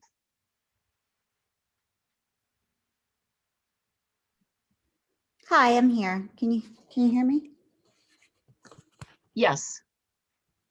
Thank you. So hi, I'm Elisa Seeger from the ALD Alliance, and I'll be speaking on behalf of the Every Life Foundation. Dear Chairwoman Powell and members of the Advisory Committee for Heritable Disorders in Newborns and Children, on behalf of the over 30 million Americans living with rare diseases, the Every Life Foundation is pleased to offer the following comments to inform the Advisory Committee's ongoing conversations about the review process for new RUSP nomination packages. To inform our policy work, we convene the Community Congress, a forum for collaboration representing over 200 individual rare disease patient advocacy organizations, in addition to over 90 other healthcare and biotechnology organizations. Our newborn screening and diagnostics working group is dedicated to ensuring that patients receive the earliest access to life-saving opportunities. Newborn screening is the first step in reaching a diagnosis, preventing the diagnostic odyssey that impacts too many. It eliminates disparities in accessing a diagnosis, ensuring equitable access to earlier intervention and treatment. This provides individuals with the right to a healthy life, continually proving that newborn screening is one of the most successful public health programs in the country. Over the next decade, we anticipate an increase in the number of RUSP nomination submissions. Since the creation of the RUSP, patient organizations have led the nomination effort for multiple conditions, often spending years generating the evidence needed to submit a successful nomination. While efforts continue, the current requirements make it impossible to bring forth RUSP approvals fast enough to keep pace with the opportunities innovation is bringing to our community. We are aware that the committee is working to evaluate how conditions are reviewed. As you consider recommendations for improvement, we urge you to consider the following significant challenges. Successful RUSP nominations require prospective population-based pilots that may cost millions and take years to complete, which is not feasible for many patient organizations. Without newborn screening, it is challenging to satisfy criteria regarding treatment and intervention metrics in the absence of early diagnosis. The same challenges associated with developing a treatment for a rare disease will exist when assessing the benefit of newborn screening. Disease rarity, heterogeneity, and other disease-specific considerations may impact the ability to assess the benefit of newborn screening within a population. Recognizing the significant workload of the committee and the pipeline of conditions that may be nominated, we urge you to consider the following to accelerate the review of new disorders to the RUSP. The assessment of the benefit of screening for new conditions should recognize the challenges above, accepting a degree of uncertainty regarding the amount of data available following the approval of a treatment or intervention, and include other sources, such as patient community insights. The FDA may approve an indication broader than the population studied in clinical trials. The committee should consider opportunities to leverage FDA decision-making regarding the benefit of treatment in infants and young children. To create a central database to track incoming data for conditions planning to submit a condition to the RUSP. This will provide the ability to better evaluate long-term outcomes for RUSP conditions. We are sincerely grateful for all of the work and dedication to our rare communities. The Every Life Foundation and our Community Congress Newborn Screening and Diagnostics Working Group are ready to support your work, and we look forward to engaging with you over the next coming months. Thank you. Thank you. Is Deborah Green on? If you could raise your hand to be identified so that we can get you unmuted.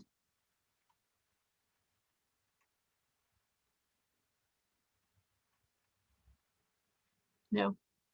All right, we'll go on to Nikki Armstrong. Hello. On behalf of Parent Project Muscular Dystrophy, thank you for the opportunity to speak today. My name is Nikki Armstrong, and I serve as the Newborn Screening Program Manager for PPMD. I am pleased to be presenting here about our newborn screening Duchenne pilot in New York State. For the last 7 years, PPMD has been leading a national effort to build a newborn screening infrastructure for Duchenne in the US, aimed at developing the evidence to support Duchenne newborn screening. This initiative and the associated collaborations have resulted in multiple publications, as well as diagnostic tools and resources for primary care providers and families.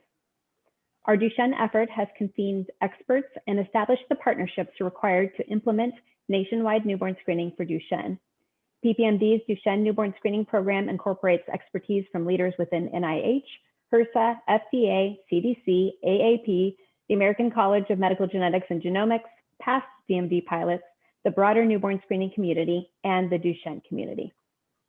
As a result of all these collaborative efforts, in the October of 2019, we initiated a Duchenne newborn screening pilot in New York State. The pilot was designed to set up, validate, and conduct a consented pilot screen for infants born at select hospitals in New York State, and utilizes tools, resources, and expertise at PPMD, the Newborn Screening Translational Network, and the New York State Department of Health.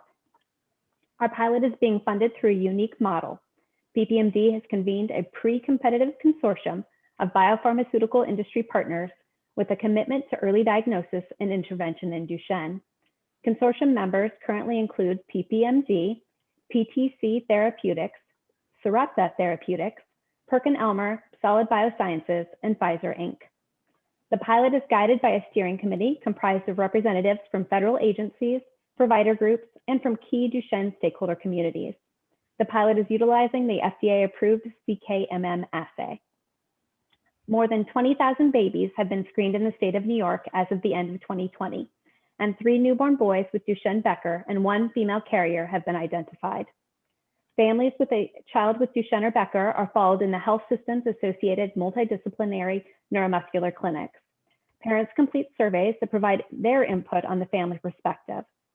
The pilot has now surpassed the 1-year mark and continues to demonstrate the unwavering commitment of our partners and strength of the infrastructure, even as it proceeded at ground zero of the pandemic. We are so grateful to the leadership within New York State, within the state laboratories, the birthing centers, the specialty clinics, and the primary care provider sites. The ability of the teams to pivot, to continue to enroll families by changing to remote enrollment, and then to see the families via telehealth showed extraordinary dedication. We are grateful to all those working with us to ensure that the babies identified through this program are receiving the most immediate, expert, and comprehensive follow-up care possible. Today, we would like to extend our gratitude to the families, experts, and partners who have helped us get this far. With 4 approved therapies and a research pipeline filled with potential therapeutic interventions, newborn screening will provide optimal opportunities for care and treatment in Duchenne. Our Duchenne newborn screening pilot in New York State is an exciting and critical next step in improving outcomes for children with Duchenne. Thank you. Thank you. And finally, we'll hear from Kimberly Tuminello and Heidi Wallace. Hi, good morning. My name is Heidi Wallace, and I'm the parent of 2 children with GAMT deficiency. My oldest daughter is 17, and she was diagnosed at 5 and suffers from intellectual disability and is not independent. My 9-year-old son was diagnosed at birth, and he is in every way a typical 9-year-old. I'm also the president of the Association for Creatine Deficiencies, and I work in the Utah Public Health Lab in the Newborn Screening Informatics Program. And I'm here today with good news. We have successfully identified a baby with GAMT deficiency in newborn screening in Utah. And for just a little history lesson for anyone who is new on the committee, GAMT was nominated 5 years ago for consideration. And in that very same meeting was when the new criteria were created prior to the vote. And unfortunately, the one true positive was the criteria that we did not meet. And a lot of committee members kind of felt like their hands were tied by those rules they had just voted to implement. And so by one vote, we did not move forward. And so we've spent 5 years hoping for one baby to be identified. And so we are hopeful to be back in May and have a vote on GAMT. And just a little more background on GAMT. It is detected by elevated guanidino acetate, which can be multiplexed with existing amino acid and acylcarnitine screening. It does not require an additional punch of blood. It does not require an additional instrument or laboratory technician. It's frequently referred to as a no-brainer for newborn screening. The treatment is over-the-counter supplements that cost less than $100 for the first year of life. We have children who have grown up diagnosed since birth because of siblings. And so we have good evidence that this is not, a possible treatment. It's a very successful treatment. And we're excited to be back in May. And I do want to just address that criteria. I know that the committee is considering changing the criteria. And I want to, just on behalf of all of the very rare disease groups like ours, tell you the difficulty that that criteria places on us. We are rare, we have a small community, so we don't have a lot of money. Our treatment is over the counter, safe, effective, but it's not backed by a big pharma company who is paying for pilots and paying for advocacy work and whatnot. And so for a rare disease that is such a no-brainer slam dunk disease in every other way, this one criteria has been very, very difficult. And unfortunately, we have even come to know families who have been born since 5 years ago whose children have displayed symptoms and have been diagnosed the hard way. And so I would encourage, deep thought about that one criteria. When we came 5 years ago, there was a very thorough research paper written by Dr. Marzia Pasquale, and many experts have told us there is more data and scientific evidence in that paper, in that research that Dr. Pasquale did, than in finding one child. The diagnosis did confirm the levels that we have seen in reserved dried blood spots and retrospectively testing those. So it reaffirms what we know, but it did not reveal anything new. And so we're just really hopeful that that's one of the criteria that is being reconsidered so that the committee's hands aren't tied and best decisions can be made for other disorders down the road. So we look forward to coming back in May, and thank you for your time. Thank you. Is Kimberly Tuminello also going to speak? Can you raise your hand if you're on the call? Okay, I think we need to move on. Thank you all very much for your comments today, and we look forward to further discussions. We're going to move on to our next session on continuity of operations planning, or COOP, and COVID-19. The pandemic has highlighted emerging needs in COOP planning for state newborn screening programs. For example, most COOP plans do not incorporate strategies to address the prolonged and widespread impact of disruptions caused by the current public health emergency. This panel, comprised of representatives from the Texas, North Carolina, New York, and North Dakota newborn screening programs, will highlight their experiences with COOP planning and enactment, as well as future considerations. After we hear from the 4 panelists' presentations, there will be an opportunity for committee members and organizational representatives to ask questions and engage in discussions. Excuse me. Before I turn it over to our first speaker, I'd like to introduce today's panel. Dr. Susan Tanksley is the APHL organizational representative and the laboratory operations manager in the laboratory services section of the Texas Department of State Health Services in Austin. She manages the day-to-day operations of Texas Public Health Laboratory, which encompasses the state newborn screening, clinical chemistry, microbiology, environmental chemistry, and emergency preparedness laboratories. Dr. Tanksley received a PhD in genetics from Texas A&M University and has been certified as a high complexity laboratory director through the American Board of Bioanalysis since 2005. She is also the committee's organizational representative from APHL. Dr. Scott M. Schoen, a current committee member, is the director of the North Carolina State Laboratory of Public Health. He is a board certified high complexity clinical laboratory director trained in molecular microbiology and immunology. Dr. Schoen spent 9 years as the director of the newborn screening laboratory for the state of New Jersey. During his tenure, the program expanded screening from 20 to 55 disorders and maintained essential services during multiple states of emergency. Dr. Schoen is a member of the Newborn Screening Technical Expert Panel for the Clinical and Laboratory Standards Institute. Joyelle Meyer began her employment with the North Dakota Department of Health in November 2011. She has served as the director of the North Dakota Newborn Screening and Follow-up Program since January of 2015. She has experience working with the maternal child health population in the Optimal Pregnancy Outcome Program and the Coordinated School Health Program.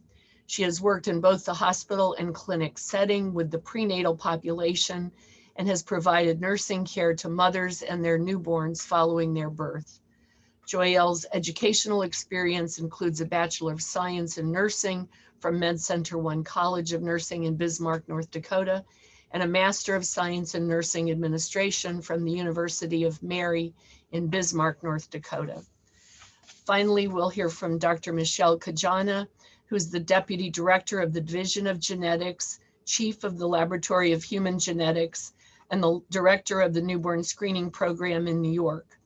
She is board certified in clinical molecular genetics by the American Board of Medical Genetics and a fellow of the American College of Medical Genetics and Genomics. She is involved in many newborn screening efforts and works with the CDC and the APHL. She is the chair of the APHL Newborn Screening Committee and a member of the National Advisory Child Health and Human Development Council. I will now turn it over to Dr. Tanksley.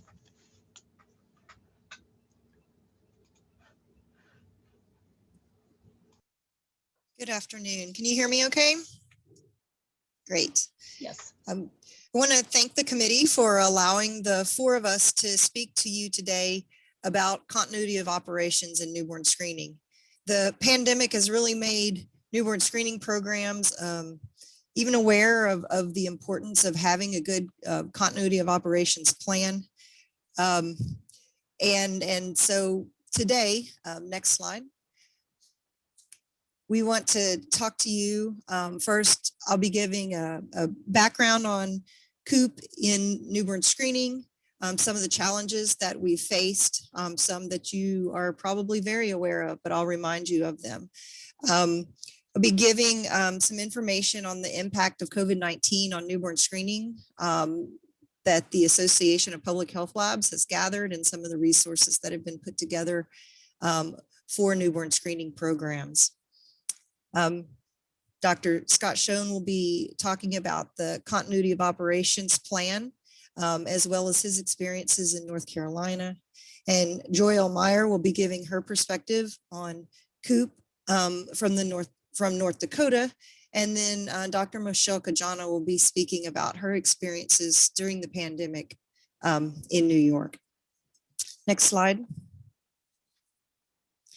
So just a reminder of what continuity of operations planning is, and this is from the Newborn Screening Contingency Plan version 2. So the COOP for a newborn screening program and its public health lab should have two basic features. One being a comprehensive pre-identified list of core testing, the support activities, basically kind of the list of everything that you need to have in place if you have to rebuild. And then secondly, an actual plan of action to ensure that those core activities can be continued without delay. Next slide.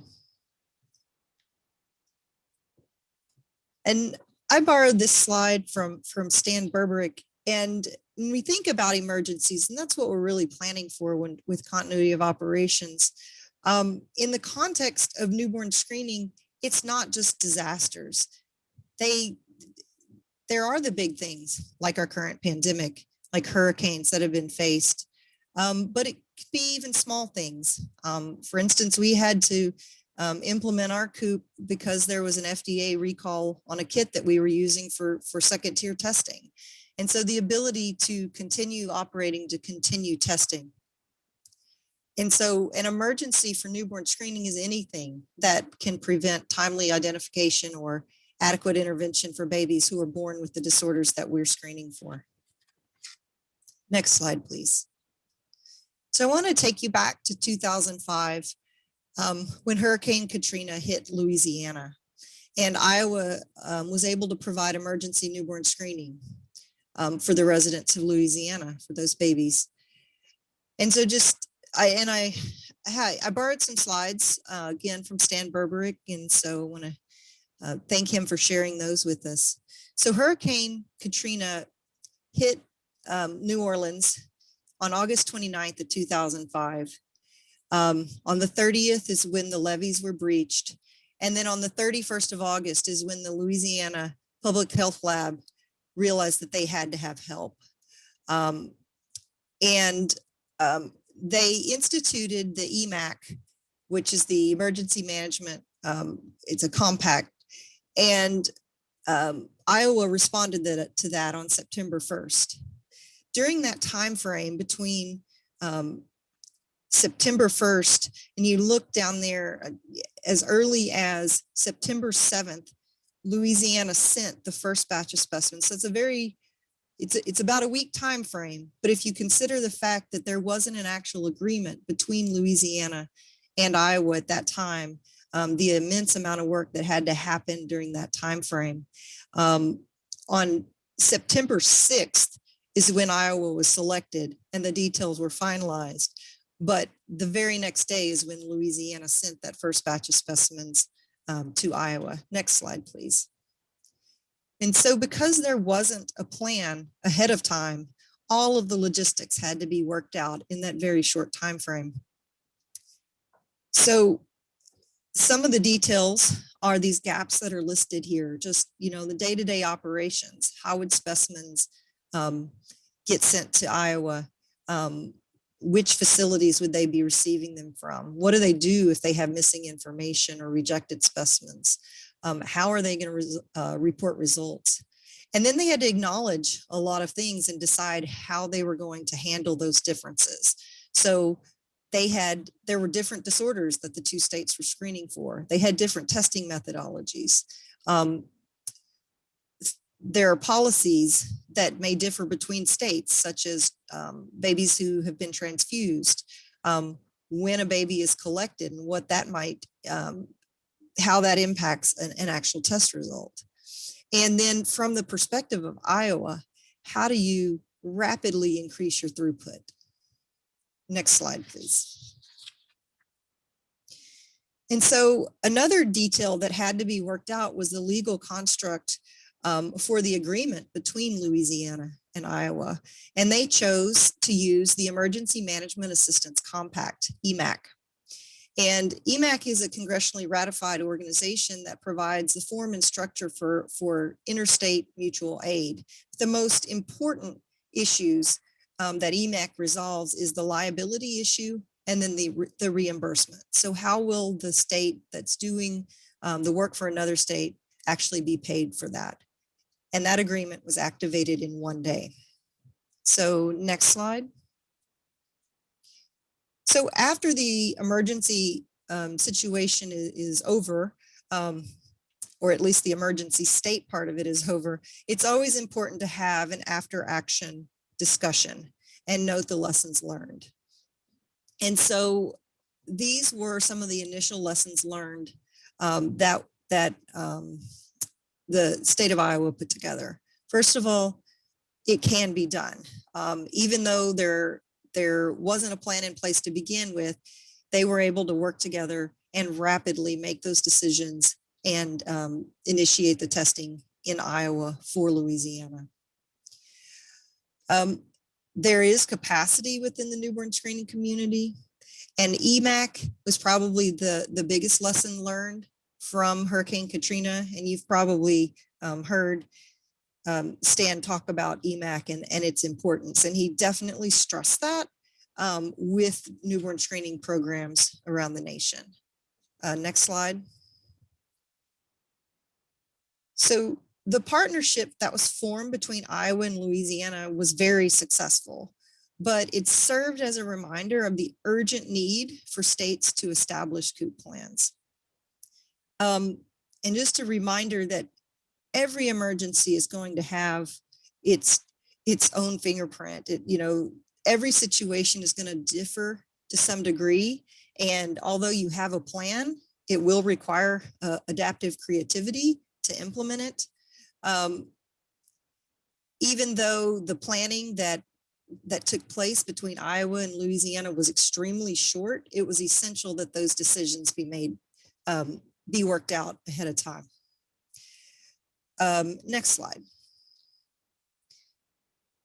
So New Jersey had learned a lot from Louisiana's experience with Hurricane Katrina. And so Scott Schoen was the director in New Jersey at that time, and he had talked with Stan Berberick about EMAC, and they had, in New Jersey, had started to meet with EMAC about its potential use in the case of an emergency. The public health lab had been placed organizationally within emergency preparedness and had recently moved onto the campus with of the New Jersey State Police, which also housed the Regional Operations Emergency Center. So there were a lot of things that came together, and as Scott had entitled this slide, Preparedness, Luck, and Serendipity, because it was just amazing how these things had come together, not without planning. NIMAC had also been working on a regional COOP plan as well. And in addition, New Jersey Newborn Screening Program, who was contracting with UPS for courier services, had started having discussions with UPS about COOP. And it just so happened that the representative for UPS at the time was pregnant. And so she had she was very engaged in newborn screening. So at that time, New Jersey didn't actually have a formal COOP developed, but basically everybody had begun talking about it. Next slide, please. So on October 25th of 2012 is when the New Jersey Newborn Screening Program started to realize that Hurricane Sandy just may impact them. And so at that time, the program started planning what they would do if they had to shut down. And so they started a lot of key discussions with different partners. The message, newborn screening is essential. And they started having discussions about how would they get samples to the lab if the infrastructure that they had set up in the state shut down. Next slide. So on October 29th is when the storm started to come on shore, and they were pretty much now just not in an impact zone, but a direct hit. Because they had had so many discussions with UPS ahead of time, UPS had already decided that they were shut down, but they did make provisions to deliver to the lab that day. So that day, the New Jersey program had 19 staff in the lab, and they managed to wrap up all the testing of all specimens that they had in the lab. so that there wouldn't be any samples left over. And they had to begin planning for alternate specimen delivery options because they'd already been told that UPS was shutting down, or they were already shut down, but they had made that like last delivery to the program, but that they would have to find alternate delivery if they were going to receive any specimens. And so they began having discussions with the New Jersey State Police. Next slide, please.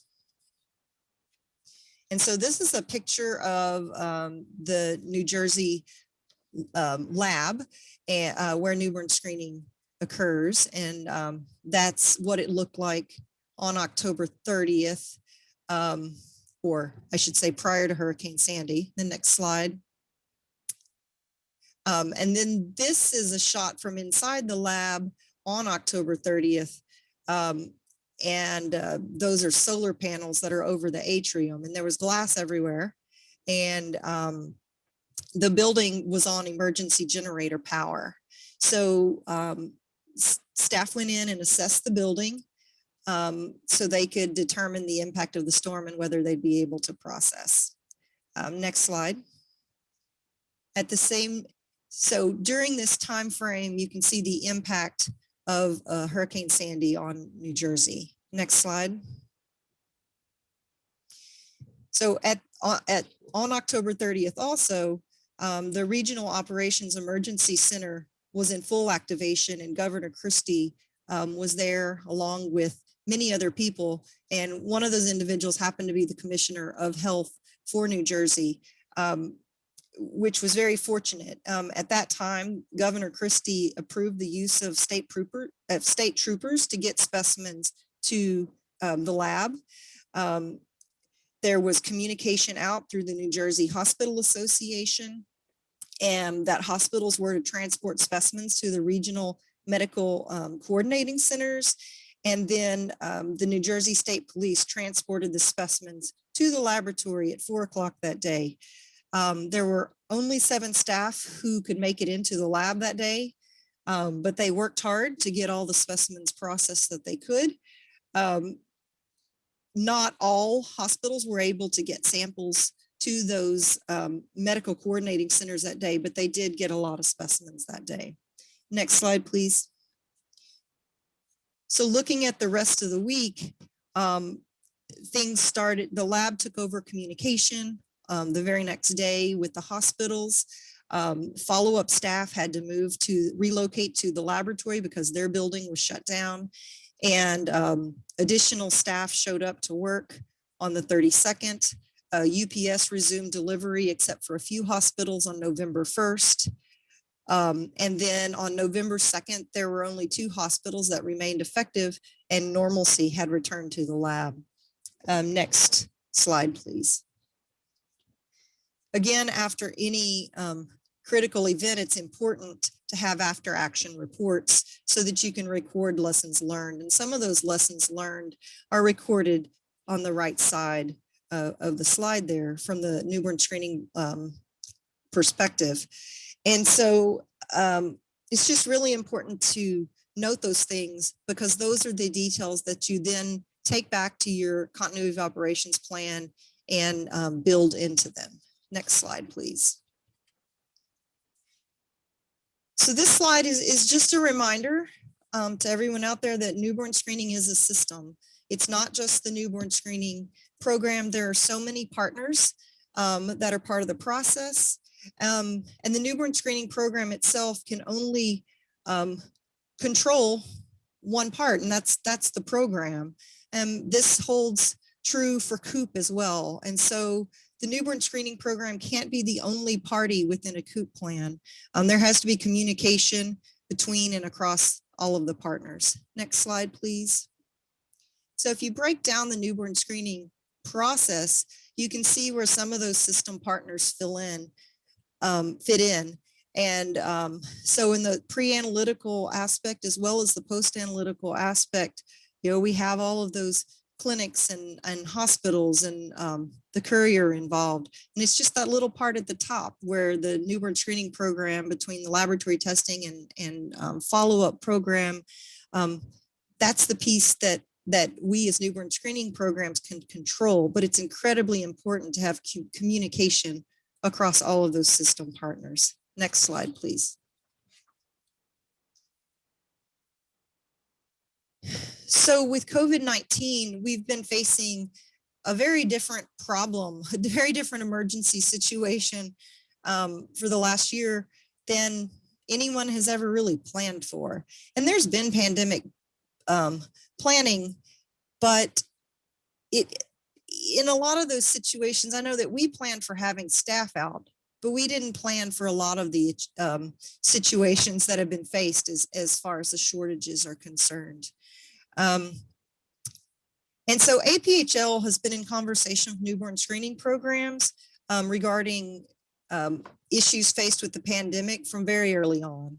And so we decided to gather impact and to develop a survey so that we could get more information from newborn screening programs. So the results of this survey are included in the meeting materials that Mia sent out most recently. So if you haven't had a chance to look at that yet, you can see the full results from the survey, but I'll go over briefly a few parts of the, excuse me, a few parts of the results. So the survey was fielded from November 2nd to the 24th of last year. It was sent to all newborn screening programs in the states, as well as District of Columbia, Puerto Rico, and Guam for a total of 53 programs.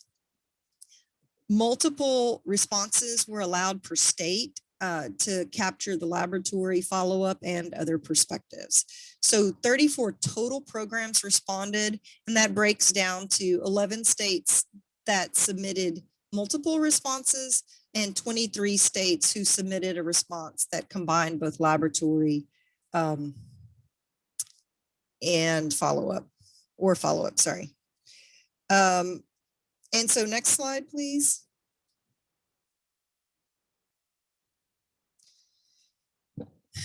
So one of the questions asked about issues with transportation or courier, and there were a few states who noted that they didn't have any issues with transportation or courier. However, you can see from the slide that there were many who experienced delays with postal service or private couriers.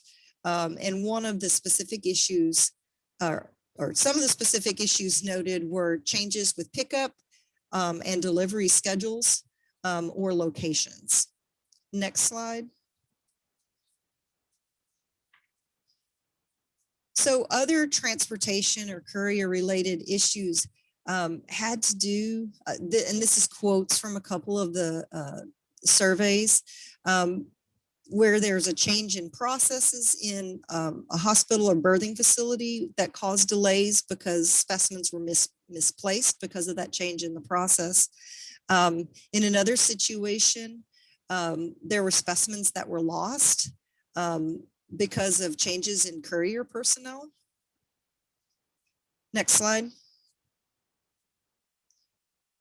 And almost every state who responded faced, all but one who responded, has faced some sort of staffing challenge throughout the pandemic. Many states have noted that they had staff that were redistributed to focus on COVID efforts. States have experienced staff who retired early, who changed jobs. Because of the vast demand for laboratory staff, there's been an incredible competition created for that. And so we've experienced definitely in our lab in Texas where we've lost experienced staff because they've been able to go to another company who can pay more than we can because they're experienced and can go straight in and do COVID testing for another company. We had staff who had problems with homeschooling and with childcare since so many schools shut down, and many schools are still shut down, or children are still doing virtual learning. There have been hiring freezes, which just makes the problem worse. And furloughs is a similar issue. So next slide, please. Some of the other staffing challenges that were noted, really low morale among staff, and we've had discussions about morale and among different members of APHL.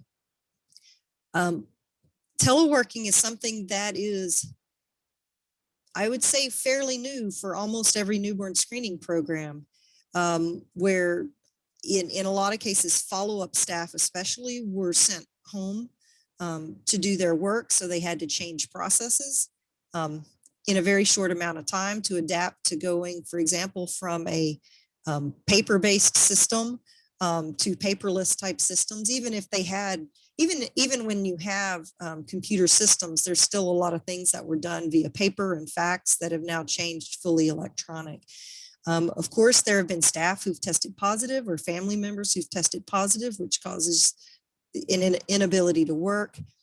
Transportation issues when transportation has been shut down, and technology issues for those who are teleworking from home. Next slide, please. One of the biggest impacts that we've been talking about recently, and really was the impetus for this survey, is some of the supply shortages that have been created. Most notably, there's a worldwide shortage of plastics. And so consumables made with plastics are in really high demand. And pipette tips in particular have been an extreme concern for newborn screening programs.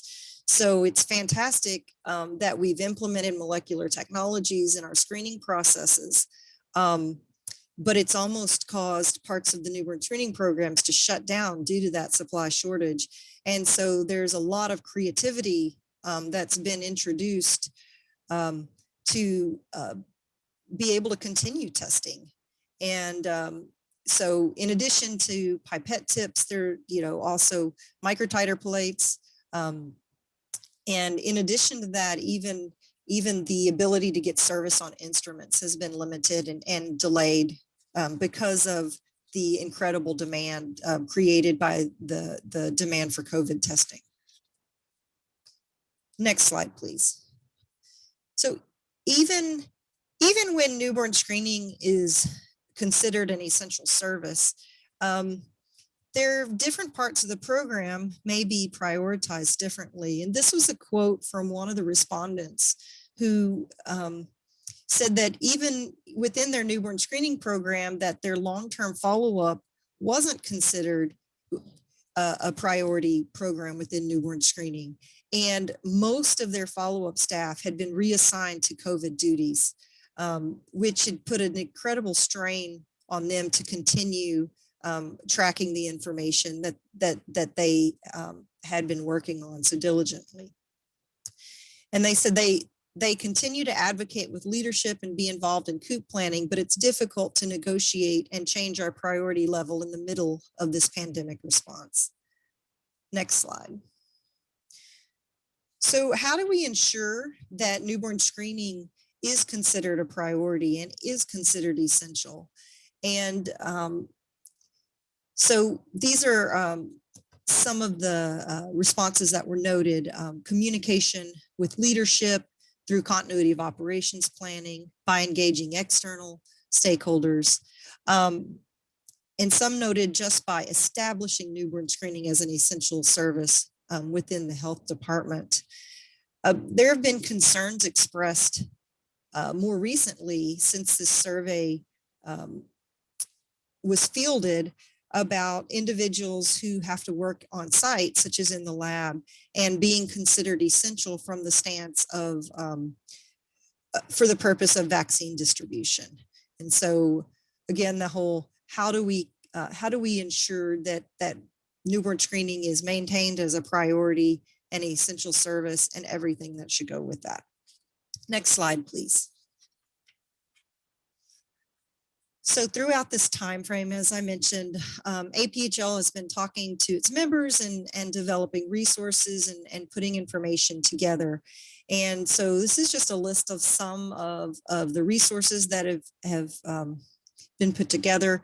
There, throughout every committee and subcommittee and work group, there have been discussions about COVID impact, about COOP planning. APHL has reached out individually when they've heard of issues. There have been hot topics webinars that have been put together. Examples of that are things that about like how to use staff during a pandemic, how do we improve the safety of our workers, managing staff during the pandemic. And their website has all of the information compiled on this, as well as the listserv that is extremely active for real-time information sharing. Next slide. This is just a picture of the New Steps website, and where information on COVID-19 is on the top banner, and so it's easily located regardless of whether you have a login for New Steps or not. Next slide. So I want to end by listing some of the resources that are currently available to newborn screening programs. So the Emergency Management Assistance Compact, again, that is what was utilized by Louisiana for assistance after Hurricane Katrina. There are state-specific health alert networks, and each state has one, which may have a prescribed template that all programs must follow. Hospitals must have COOP plans. And then the Newborn Screening Saves Lives Act specifically mentions the National Contingency Plan for Newborn Screening.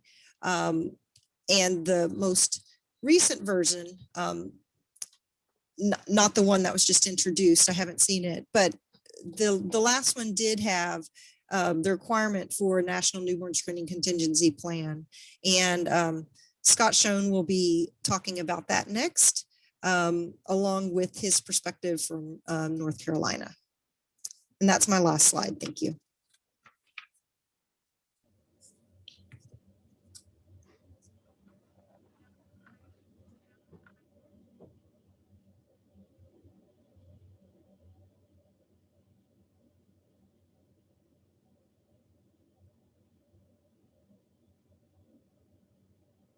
Great. Okay, thank you. Good afternoon, everybody. And thank you to Susan for a great overview and for telling the New Jersey story. Great job. Susan, I just wanted to, I don't know if people can see this on my camera, but Susan showed that picture of the glass, the solar panel shattering. This is a piece of glass I picked up when I walked into the lab that day and took that picture. I still have it in my office as a reminder. It in no way prepared me for what we've been going through last year, but it's always a reminder of how things can go wrong. So for my presentation today, I'm going to wear really two hats, committee member, and speak my thoughts as to what we should do as the advisory committee with respect to contingency planning, and as a state lab director with my role here in North Carolina. And I actually was going to, in a Kemper-esque fashion, wear two hats and change them on and off.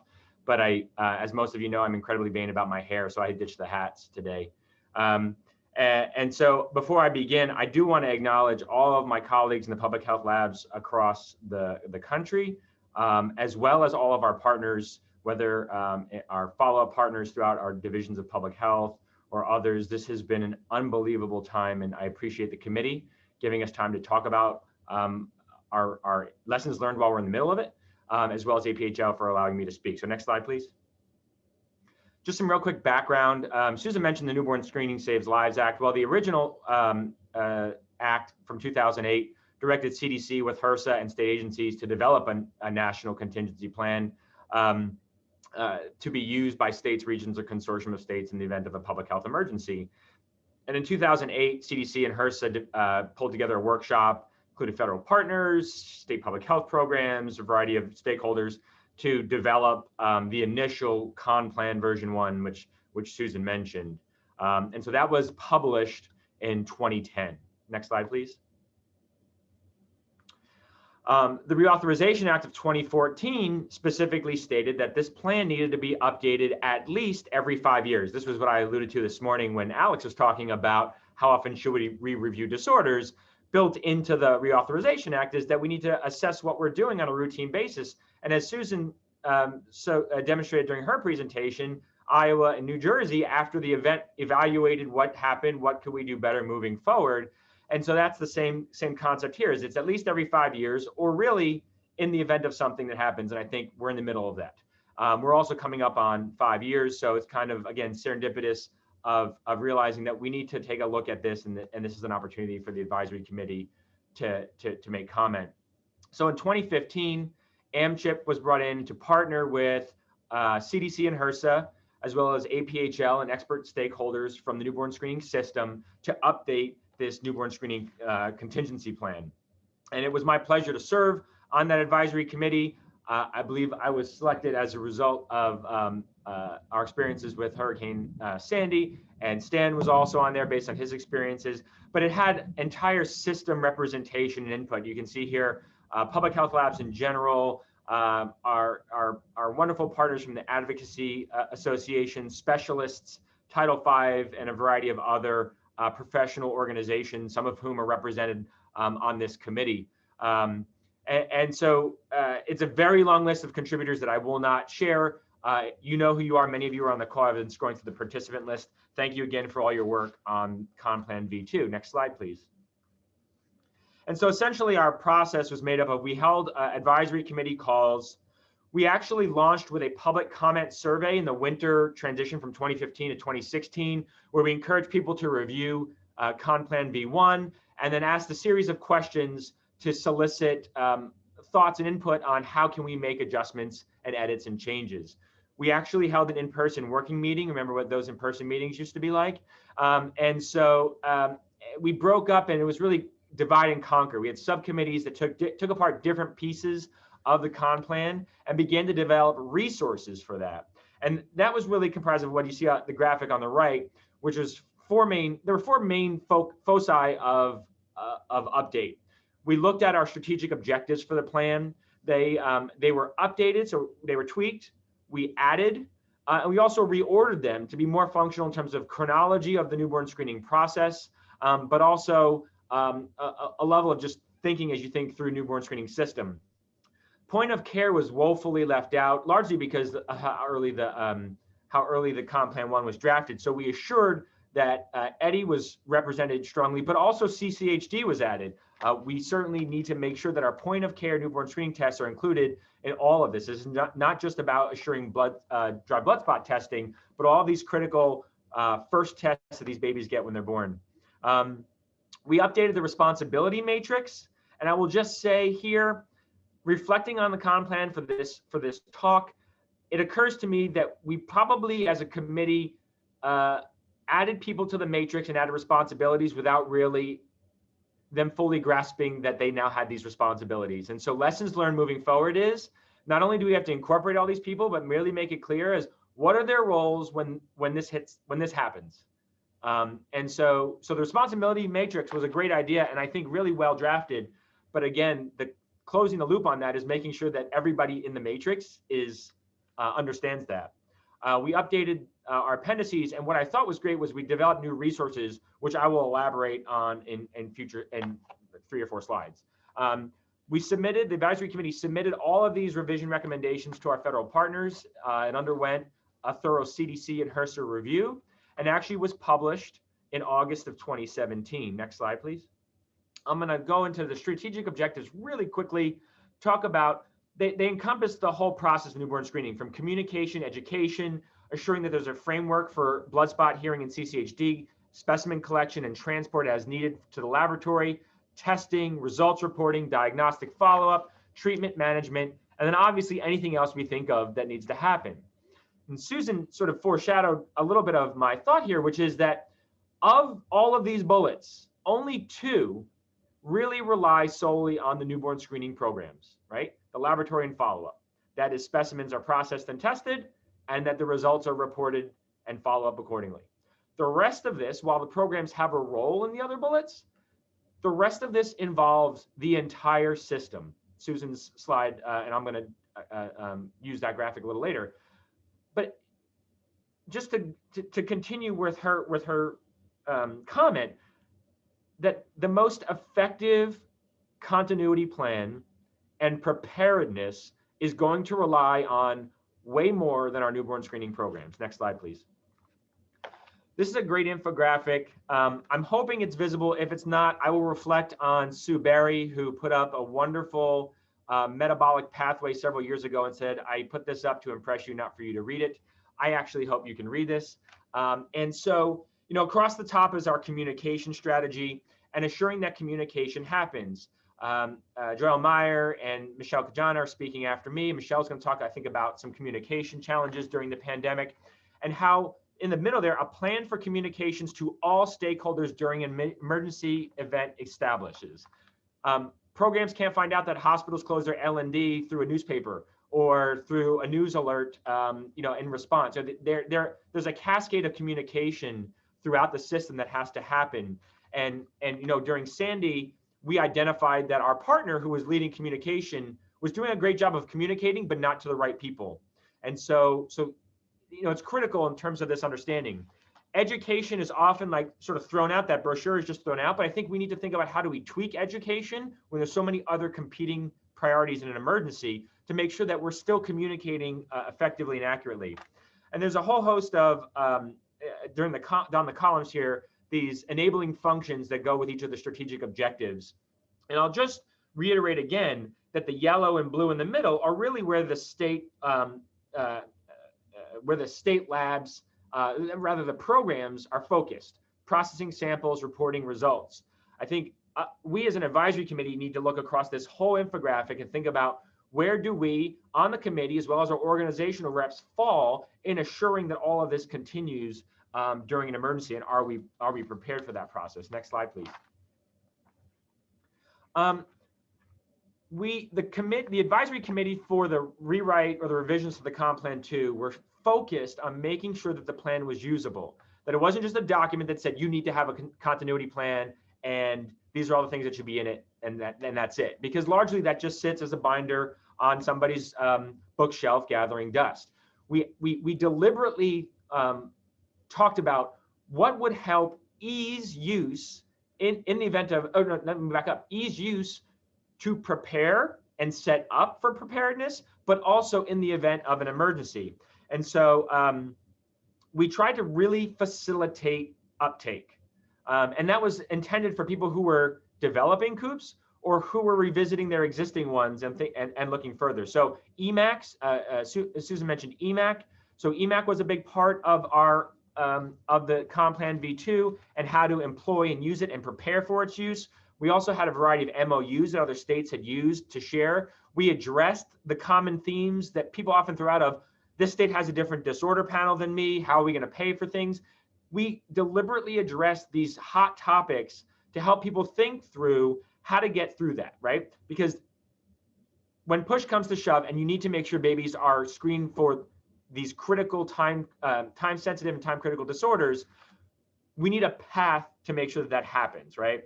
I will say that not once during the deliberations on the advisory committee did we ever think about a global pandemic that impacted every single person at the same time.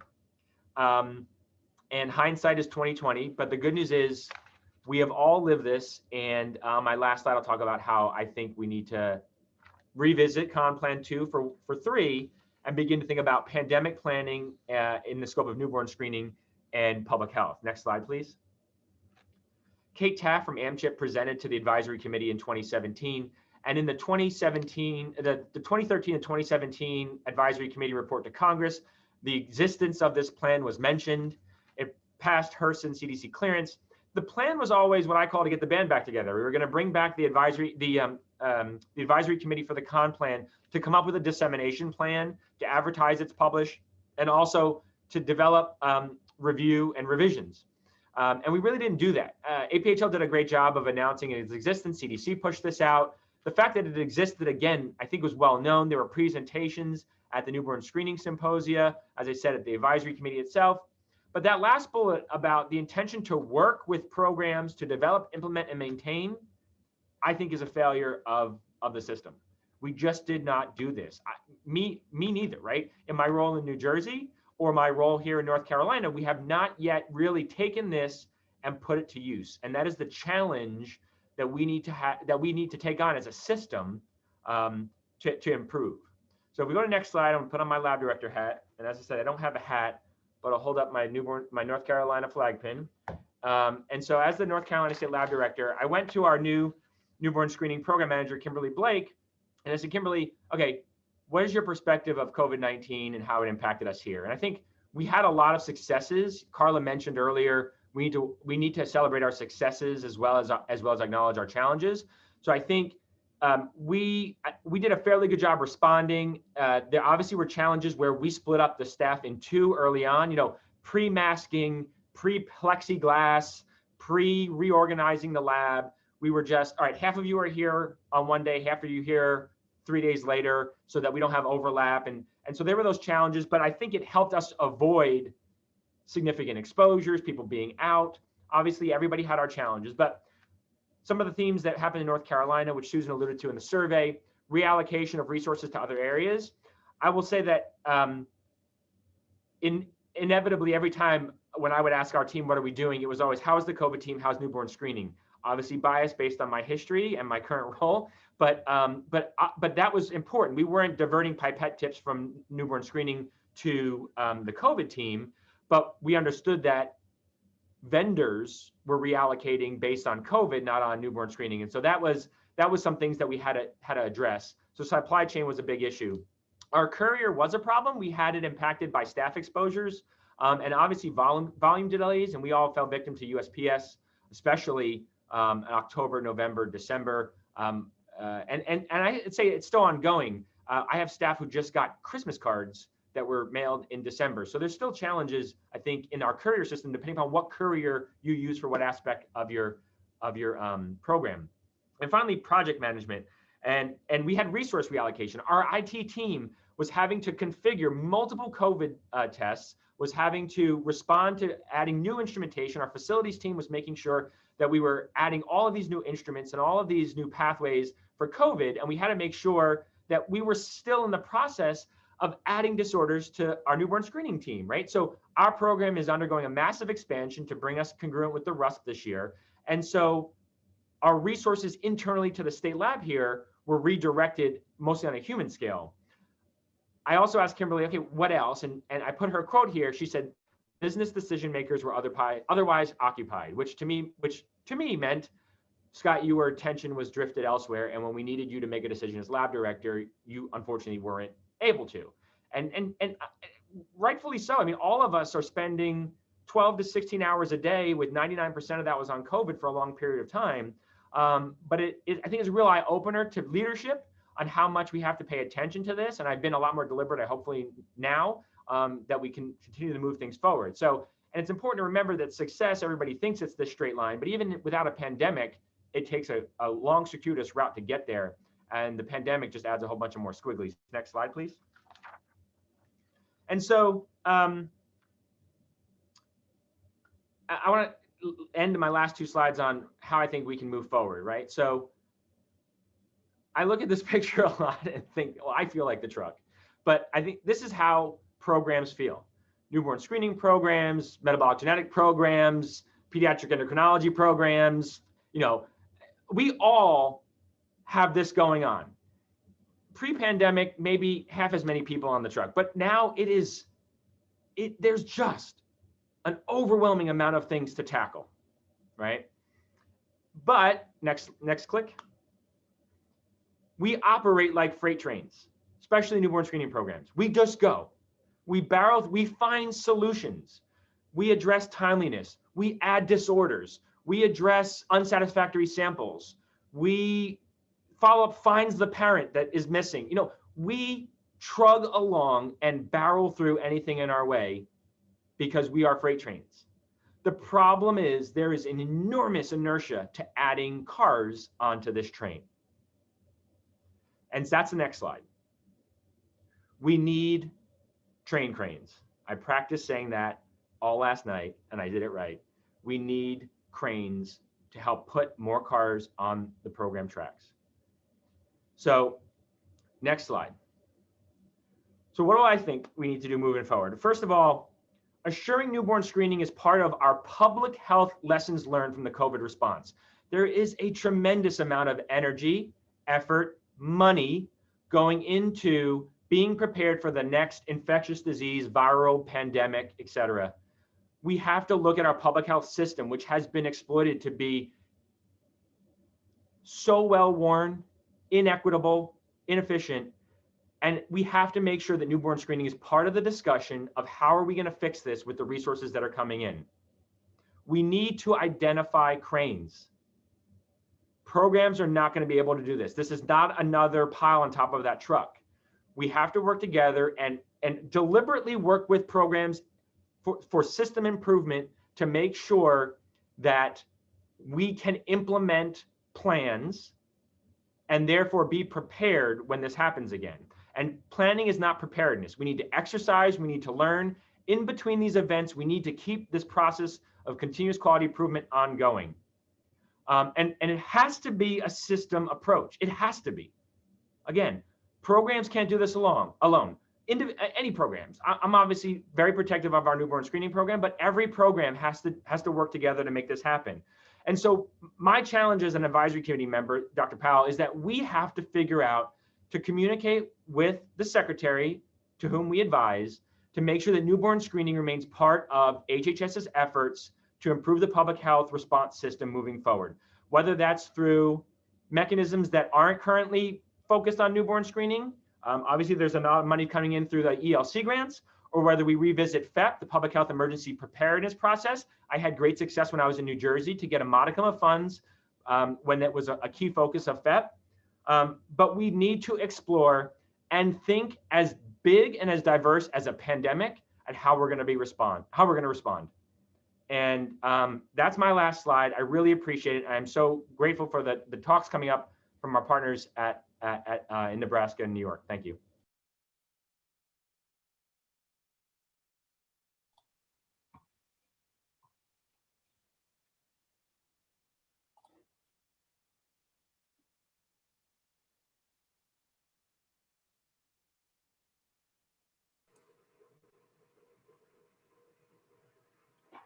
Thank you so much, Scott. Thank you everyone for having me here today. My name is Joyelle Meyer. Can you guys hear me okay? Susan, I can see you. Yep, okay, awesome. My name is Joyelle Meyer and I'm the Newborn Screening Program Director for the North Dakota Newborn Screening Program. So today I'm going to be providing an overview on our program here in North Dakota. Next slide, please. So I just wanted to provide an overview from a North Dakota perspective. And so the total population that we have in North Dakota in 2019 was 762,000. And so the population of people per square mile is 9.7. Only Montana, Wyoming, and Alaska have a smaller population per square mile. So there are 39.1 million acres and nearly 90% of North Dakota's lands are farms or ranches. North Dakota is the top producer in the nation of spring durum wheat, dry peas, beans, flaxseed, canola, and honey. And so North Dakota is also the #1 producer of honey. And so a fun fact that last spring, honeybee workers needed to have quarantine letters, exemption letters at the beginning of COVID to be able to transport the bees back to North Dakota from California to their winter homes. So next slide. So as you can see from these pictures, and if you can fast forward 2 times, please. There you go, thank you. As you can see from these pictures, the weather in North Dakota is very unpredictable. And so the picture on the left there is actually one of our malls here in Bismarck, which is the capital of North Dakota mall parking lot, where you can see the tops of some of those cars. And the picture on the right was taken a few years ago off of Interstate 94. And so we have very unpredictable weather. The high for today is -9 degrees with the wind chill of, makes it feel like 33 below. And so we have had snowfall in June. And so the cold temperatures, unexpected blizzards, and poor road conditions can make for some challenging times for our courier service in North Dakota. Next slide, please. So in North Dakota, we have 28 independent local public health agencies, and some of these are combined, as you can see on the map.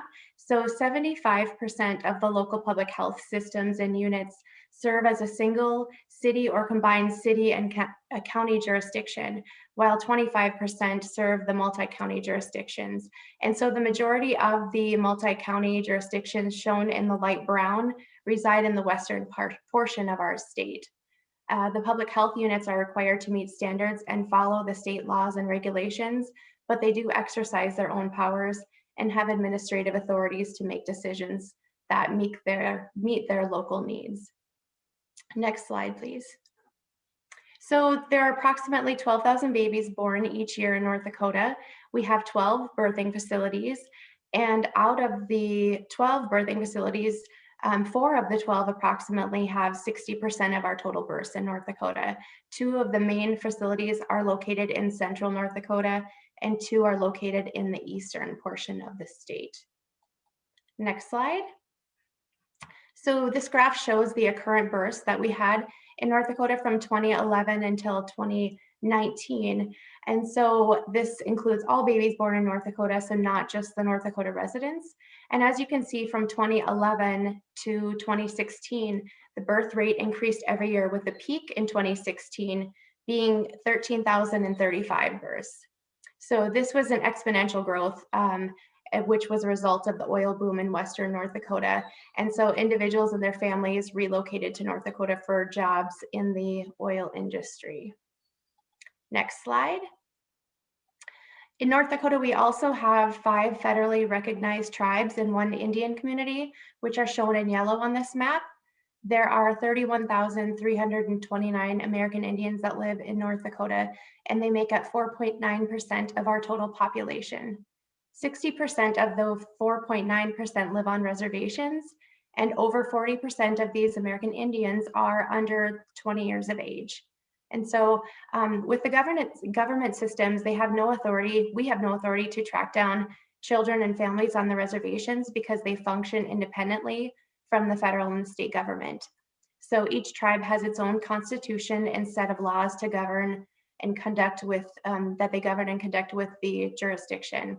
So at times this has posed some challenges in locating babies that we've had with abnormal screens that reside on reservations in North Dakota.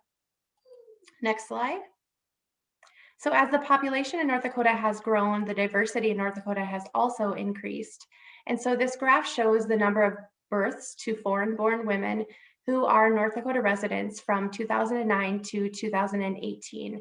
And so 11% of the total births in 2018 in North Dakota were to foreign-born women.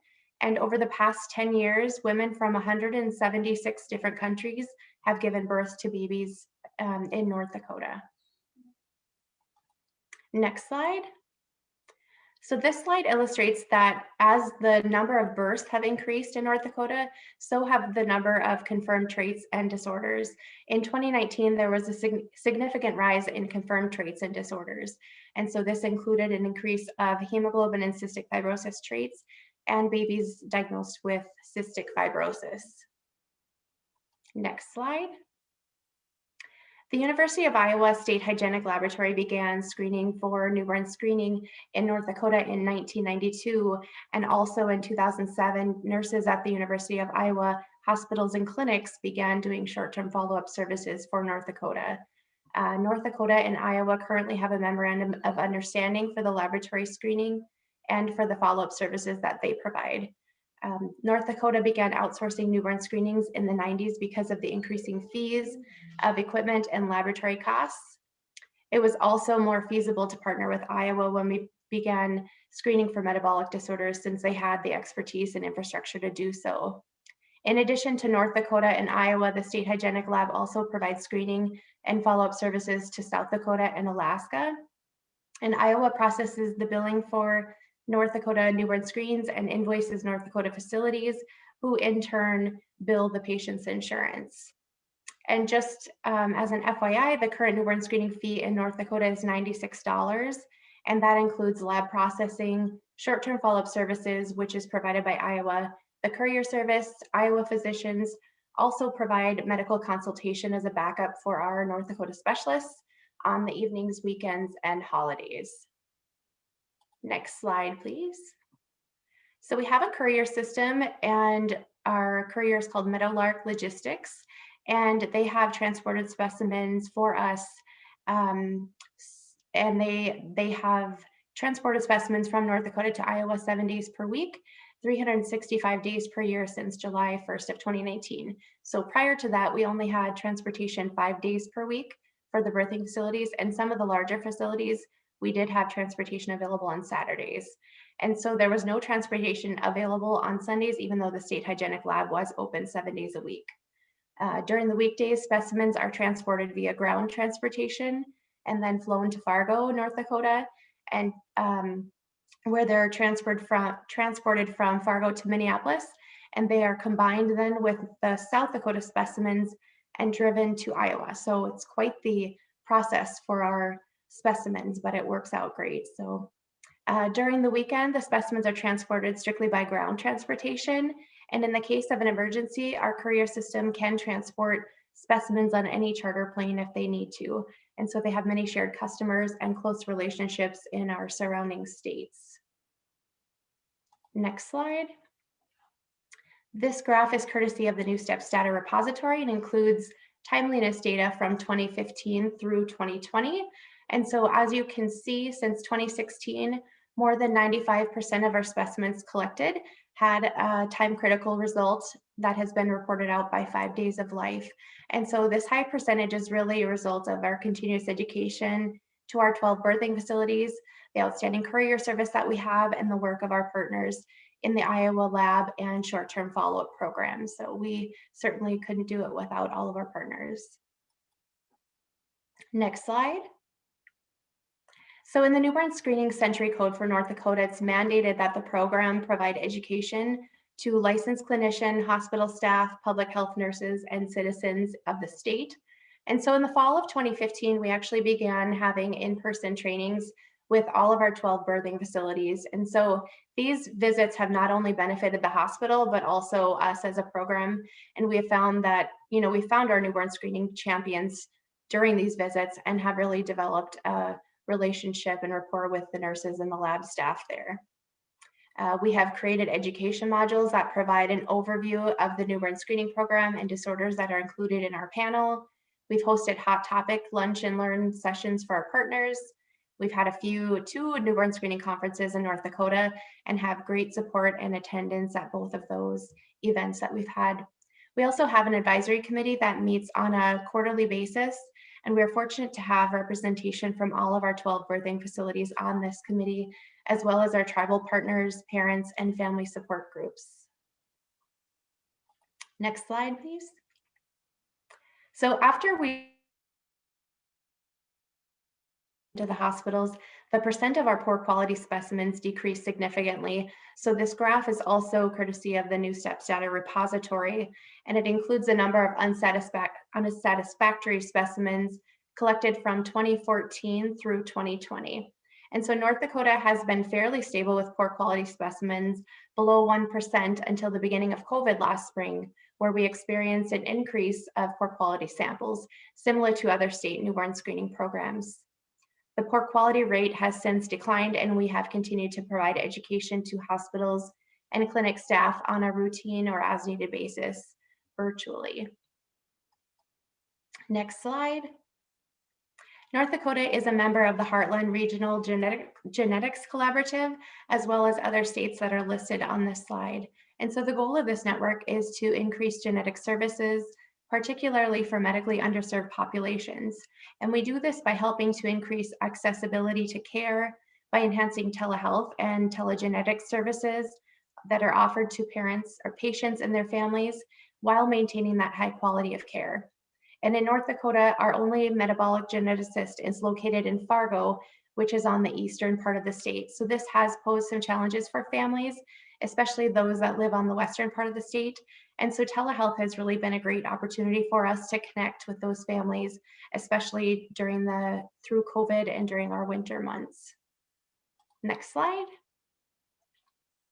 So although the North Dakota Newborn Screening Program does not have a formal contingency plan, at this time we are planning to partner with the other states who also use Iowa as their screening laboratory.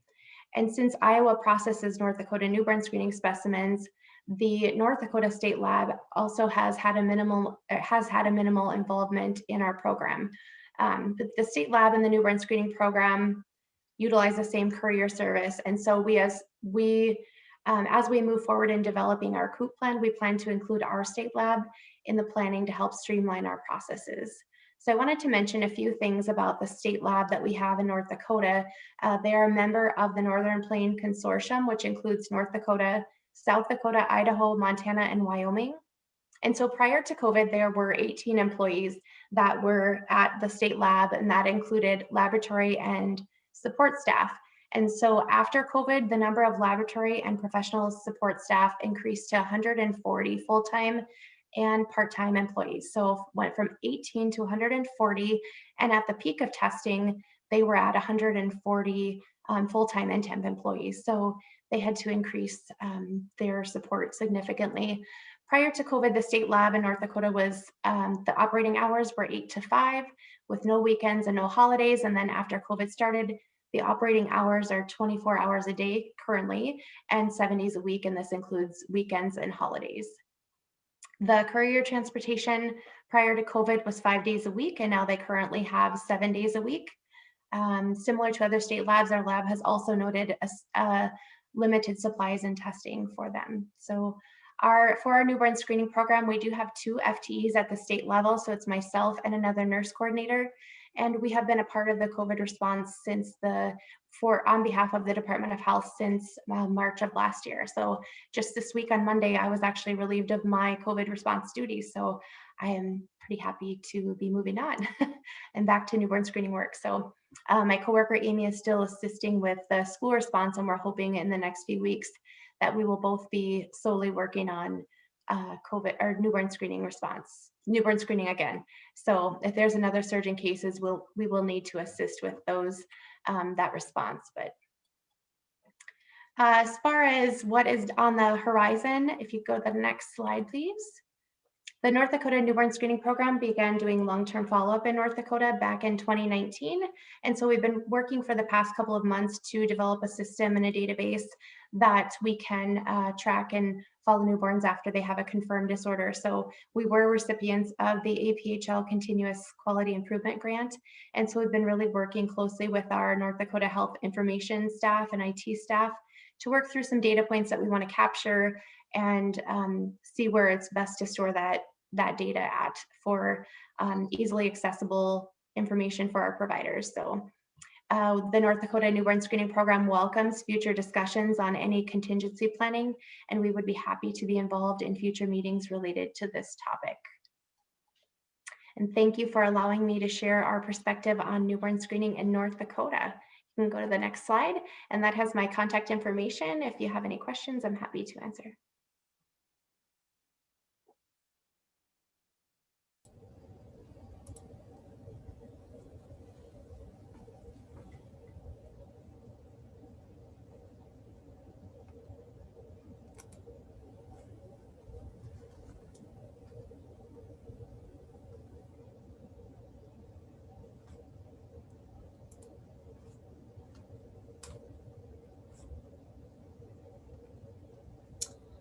Hi, everyone. Can you hear me?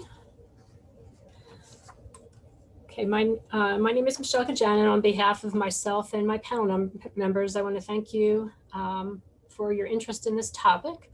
It's taken a lot of our time over the last year and allowing us the opportunity to share our experience. You will definitely hear some common themes throughout my talk this afternoon. Next slide, please. So interestingly, people always think of spring as a time for rebirth, but in newborn screening, we're interested in all the births. And in early March 2020, we became aware of several changes that were happening in New York City, which I'm going to discuss in this presentation.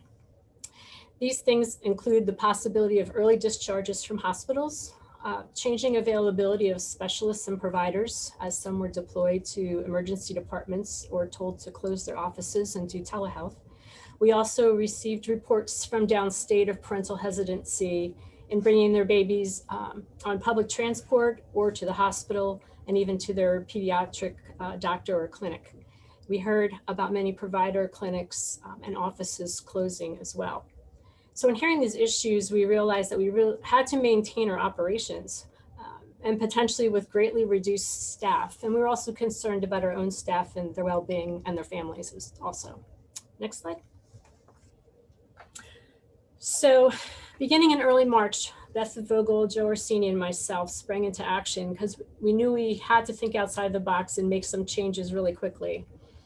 So one of the benefits of this, which I'll kind of as a theme throughout this talk, is that we were already working on some efficiencies in our program, and COVID actually accelerated the implementation of these measures. And so we did get a benefit out of it.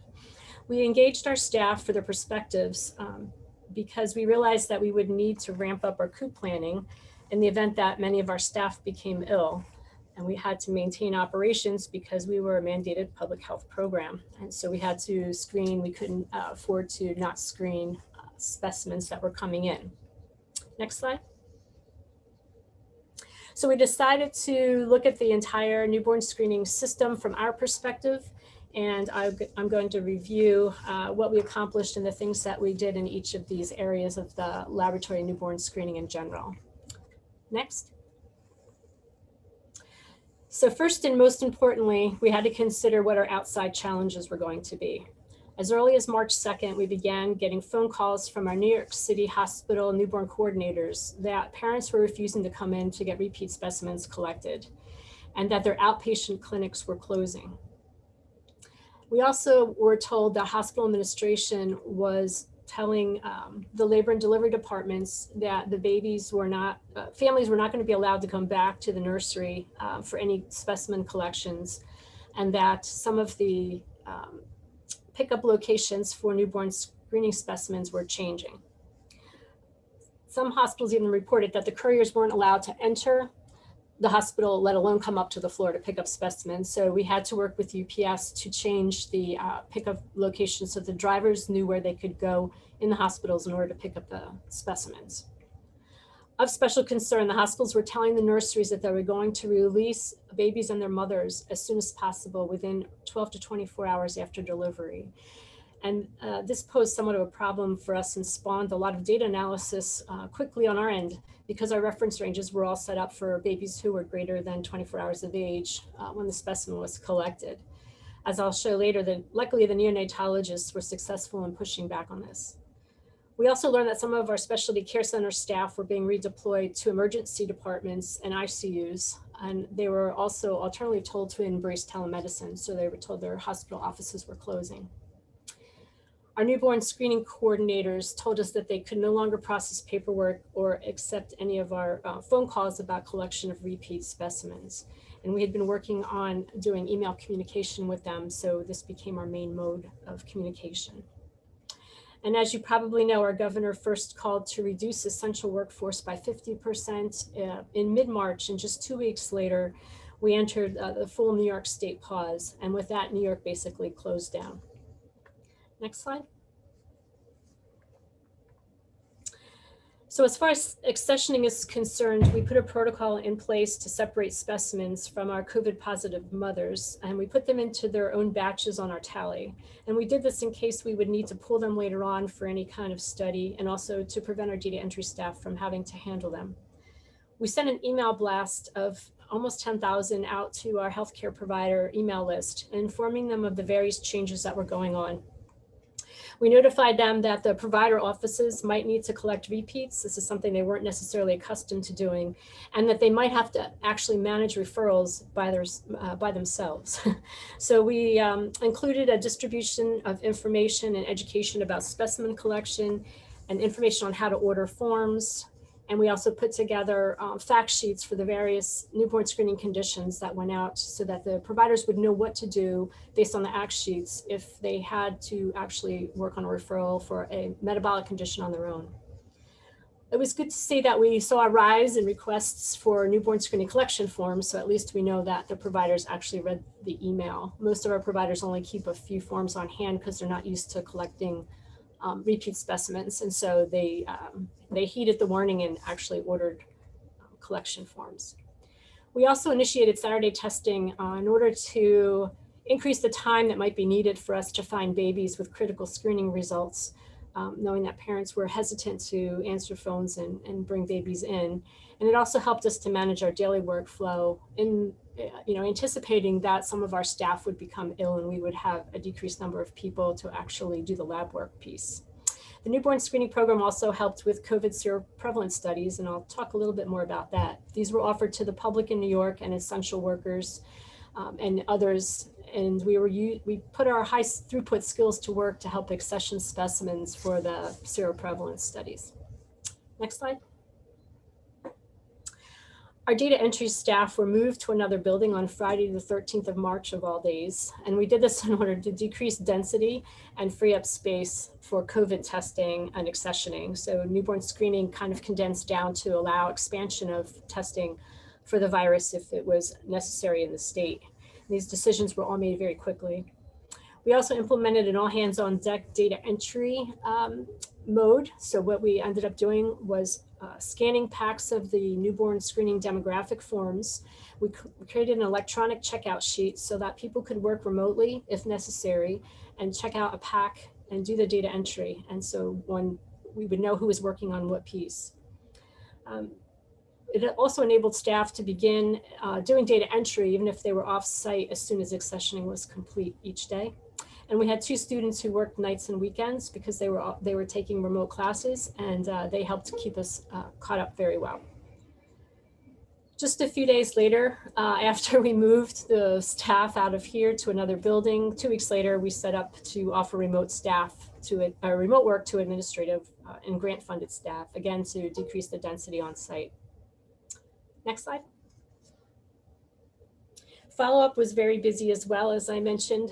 They were also moved on March 13th to decrease density, and our IT staff person, Chris, quickly set up, and our IT staff at the center set up remote access for our staff.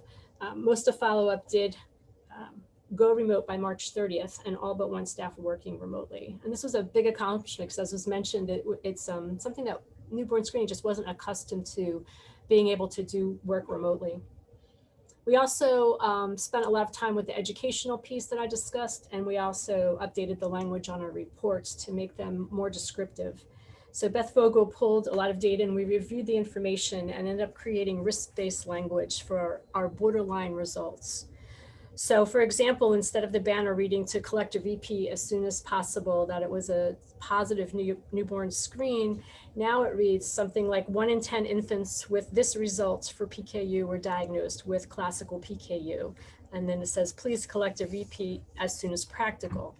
So in this way, the provider was given information to determine how to promptly get the family. So they had that information to see like how urgent they would get that family in to collect the repeat specimen.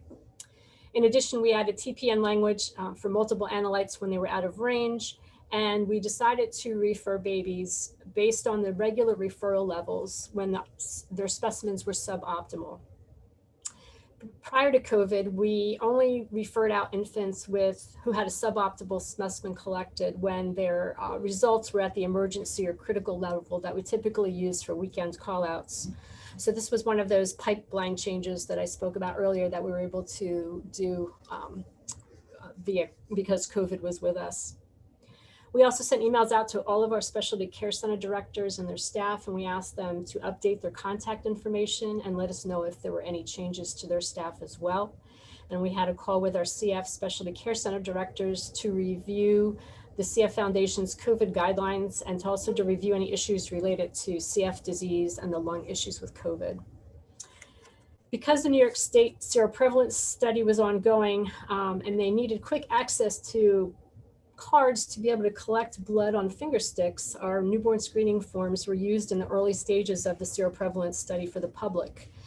So we fielded some very entertaining phone calls from the public looking for their COVID results because of course they had our phone number because people at the collection sites gave them the pink copy of our collection forms, which we typically give to parents of newborns. And so our phone number was on there and they ended up calling us, and we had some good laughs about some of those voice messages.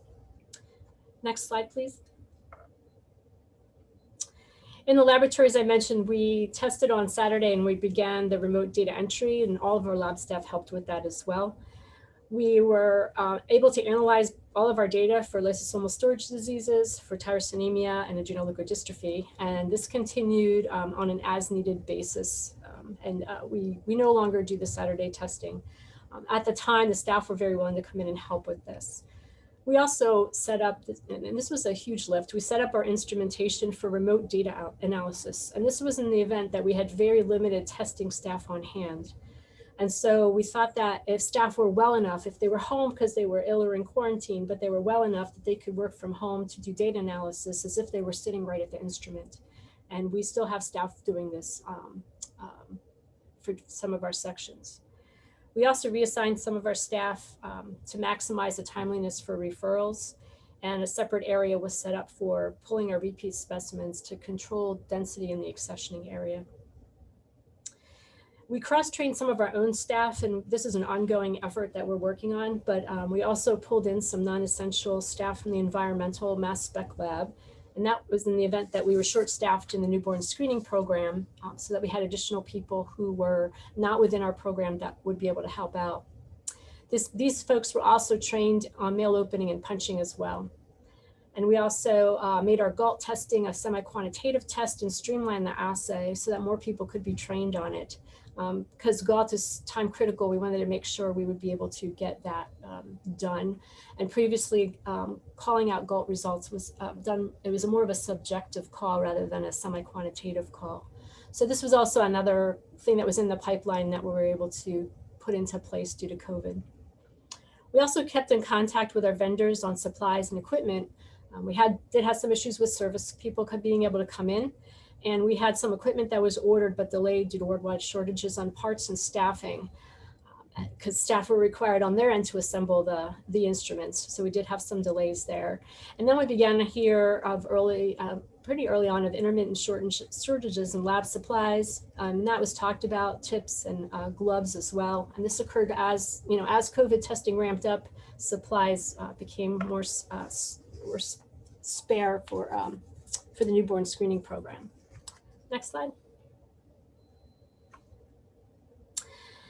So basically, the take-home message was that we realized we really needed everybody to chip in order to manage our workload and still remain functional. So we typically looked at where we needed help and solicited help from staff.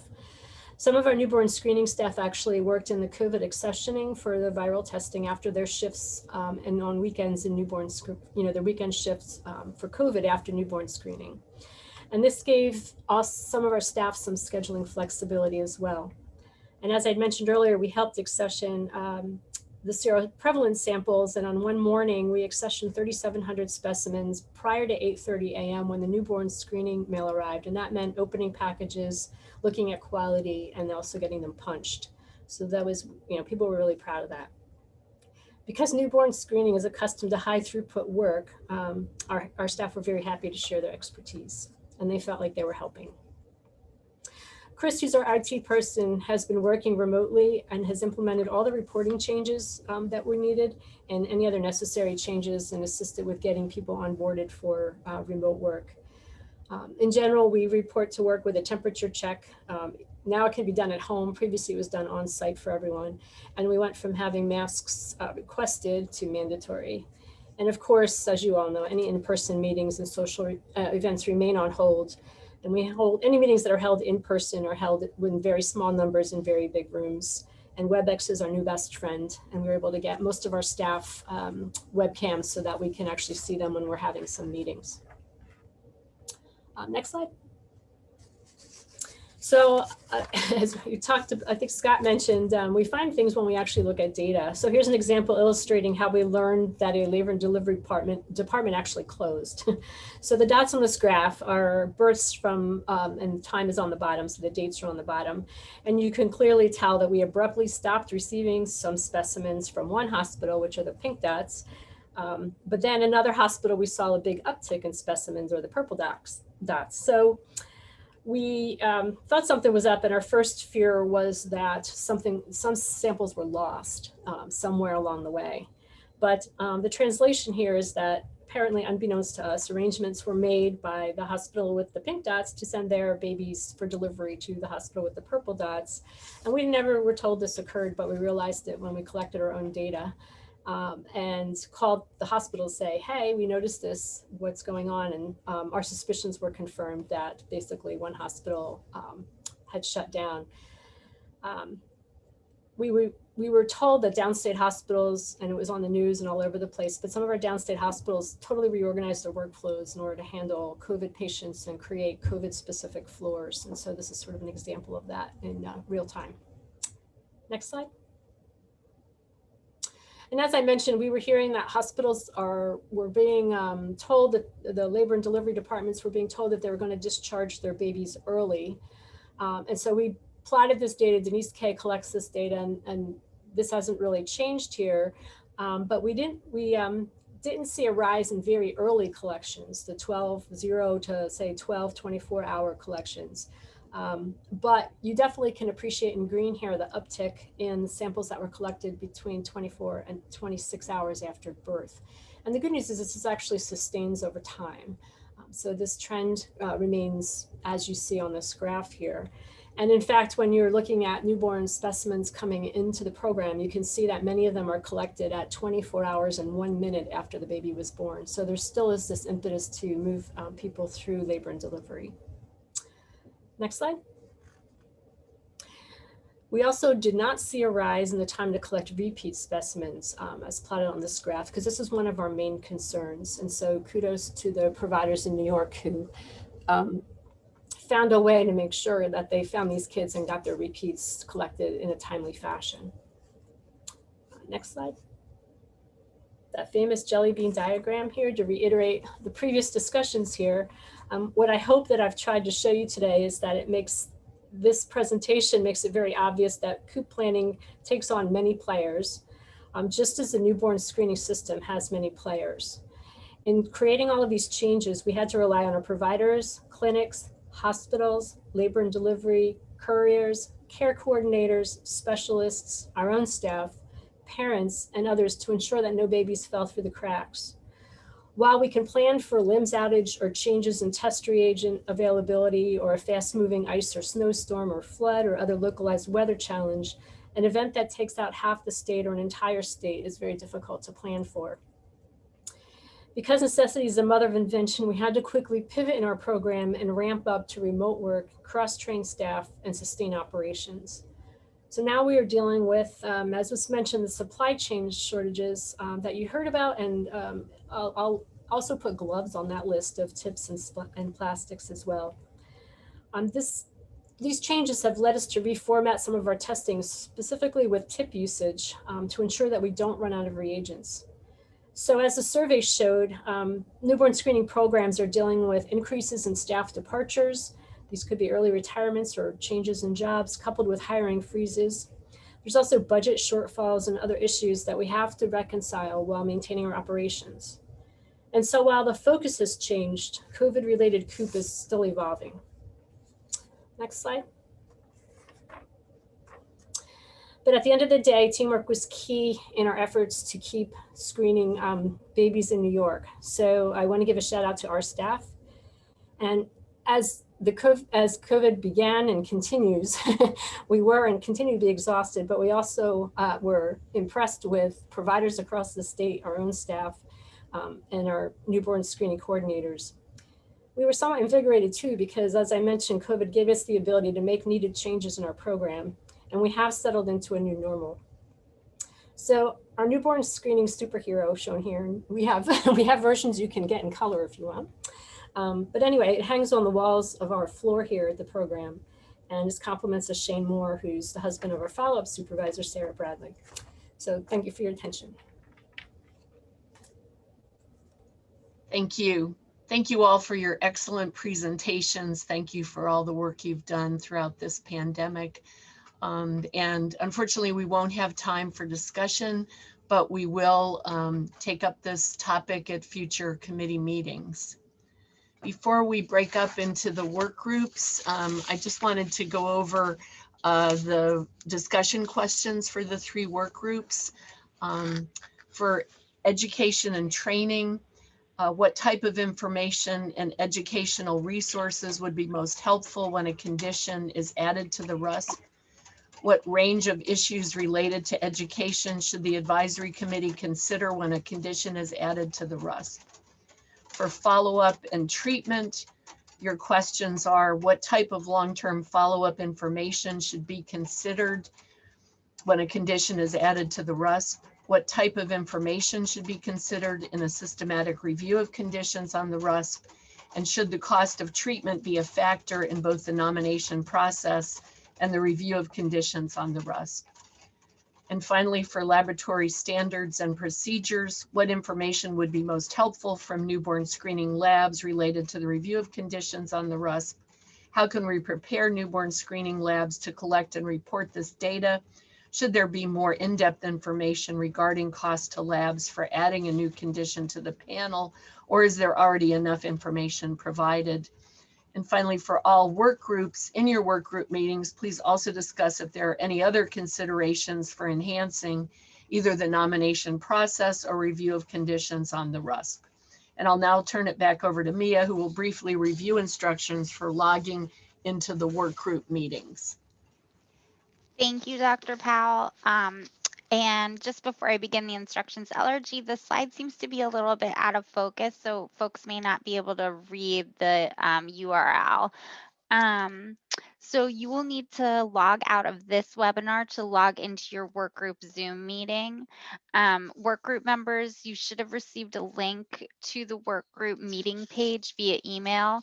This link, through this link, you can access each of the 3 workgroup meeting pages. Non-members, if you are interested in attending a workgroup meeting, you can type this website into your browser. And also LRG should be putting that link into your chat box, and you can click directly on that link to access the workgroup meeting page, where you can select the workgroup that you'd like to attend. And just as a friendly reminder, please note that if you're a non-member attending a workgroup meeting, you may only speak if called upon by the workgroup chair or co-chair. Thank you. Thank you, Mia. That concludes our meeting for today. We'll reconvene tomorrow morning at 10 a.m. Eastern Time. Thank you.